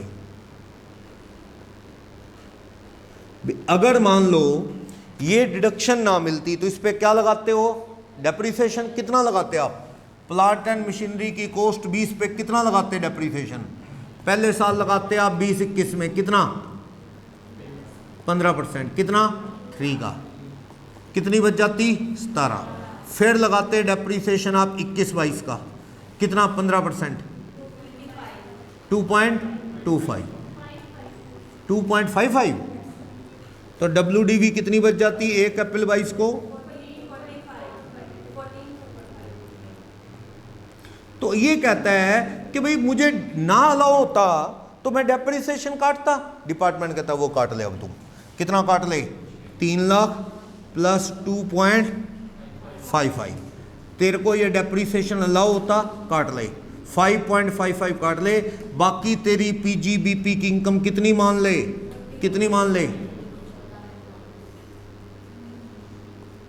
5.55 काट के 14.45 लाख तेरी क्या की बिजनेस की इनकम में जोड़ ले, और तेरी एसेट की WDV कितनी मान ले, 14.45। अब फिर लगा ले डेप्रिसिएशन, सही है ना। अगर ये 35 AD ना मिलती तो ये चुपचाप इस पे क्या लगा रहा होता, डेप्रिसिएशन, पहले 3 फिर 2.55, वो लगाने दिया नहीं आपने। अब आप कह रहे हो 20 पे टैक्स लगेगा क्योंकि तूने उन असेट्स को कहाँ यूज कर लिया, कहीं और। 20 पे तो टैक्स लगा लो पर खर्चा डिडक्शन भी दे दो, डेप्रिसिएशन डिडक्टिबल है, वो लेस कर लो। 5.55 कैसे आया, अगर ये डिडक्शन ना होती तो डेप्रिसिएशन कितना लगता, वो काट लो। अब बिजनेस के लिए WDV कितनी जोड़ लेना, 14.45 करके भी दिखा रहा है। 10,000 की डिडक्शन ली थी पर इस पे डेप्रिसिएशन 1500 बनता है, तो आपकी इनकम में 10,000 जुड़ेगा, 1500 रुपये डेप्रिसिएशन कटेगा, यानी नेट इनकम में कितना जुड़ा, 8500। और इस 8500 पे आप क्या है, फ्यूचर में बची हुई WDV पे डेप्रिसिएशन लगा लेना, समझे। 14.45 पे फ्यूचर में डेप्रिसिएशन लगा लेना। फिलहाल ये बिजनेस में आपको टैक्सेबल हो गया है, क्लियर। फिर बड़ा नोट नीचे कहता है 35 AD नहीं मिलती, जो आदमी क्या ऑप्ट कर लेता है, 115 BAC ऑप्ट कर लेता है। क्वेश्चन नंबर 11 देखना, 5 स्टार होटल बनाया, बस क्वेश्चन है, कंसेप्ट खत्म हो गया। थोड़ा ना नाम ज्यादा है और कुछ भी खास इस पॉइंट में नहीं है। देखना क्वेश्चन नंबर 11, के लिमिटेड नाम की कंपनी ने 5 स्टार होटल बनाया। 11 में कह रहा है कितने रुपए, कितना खर्चा आया, कैपिटल एक्सपेंडिचर पे खर्च आया 19-20 में कितना, 60 लाख। लेकिन छोड़ दो 10 लाख की लैंड छोड़ दो, 60 लाख में लैंड के कितने हैं, 10, कितना अलाउड हो जाएगा, 50 लाख का। जिस साल बिजनेस शुरू हुआ उस साल डाल दो, 50 लाख रुपए की डिडक्शन मिल जाएगी अंडर सेक्शन 35 AD। मिल जाएगी। आगे चलो, फिर कैपिटल एक्सपेंडिचर है 100 लाख का करंट ईयर में, लेकिन उसमें गुडविल छोड़ दो, कितने की? 5 लाख की। गुडविल अलाउड नहीं होती, किसी से गुडविल खरीदी तो 95 लाख का 100%, वो भी कितना अलाउड हो जाएगा आपको? 95 लाख। टोटल कितना अलाउड हो जाएगा? 135 लाख अंडर सेक्शन 35 AD। बोलो कोई डाउट? समझ आया ना ये? इस तरह से 13 देखना, 13 सॉल्यूशन ही देख लो क्या कहता है। कहता है मिस्टर ए ने बिजनेस ऑपरेशन शुरू किया, क्या वेयर हाउस फैसिलिटी सेटअप कर रहा है, वेयर हाउस बना रहा है, किस चीज के लिए? क्या स्टोर करना है? Food grain, sugar, edible oil. तो भैया फूड ग्रेन तो एग्रीकल्चर प्रोड्यूस में आ गया, फूड ग्रेन तो कणक वगैरह वो तो किस में आ गया? Agriculture produce. शुगर के लिए अलग से कैटेगरी थी, तो एडिबल ऑयल के लिए तो कोई ऑप्शन है ही नहीं। 35 AD में एडिबल ऑयल को स्टोर करने वाला वेयर हाउस बनाने पे कोई डिडक्शन नहीं है। तो आपने क्या क्या?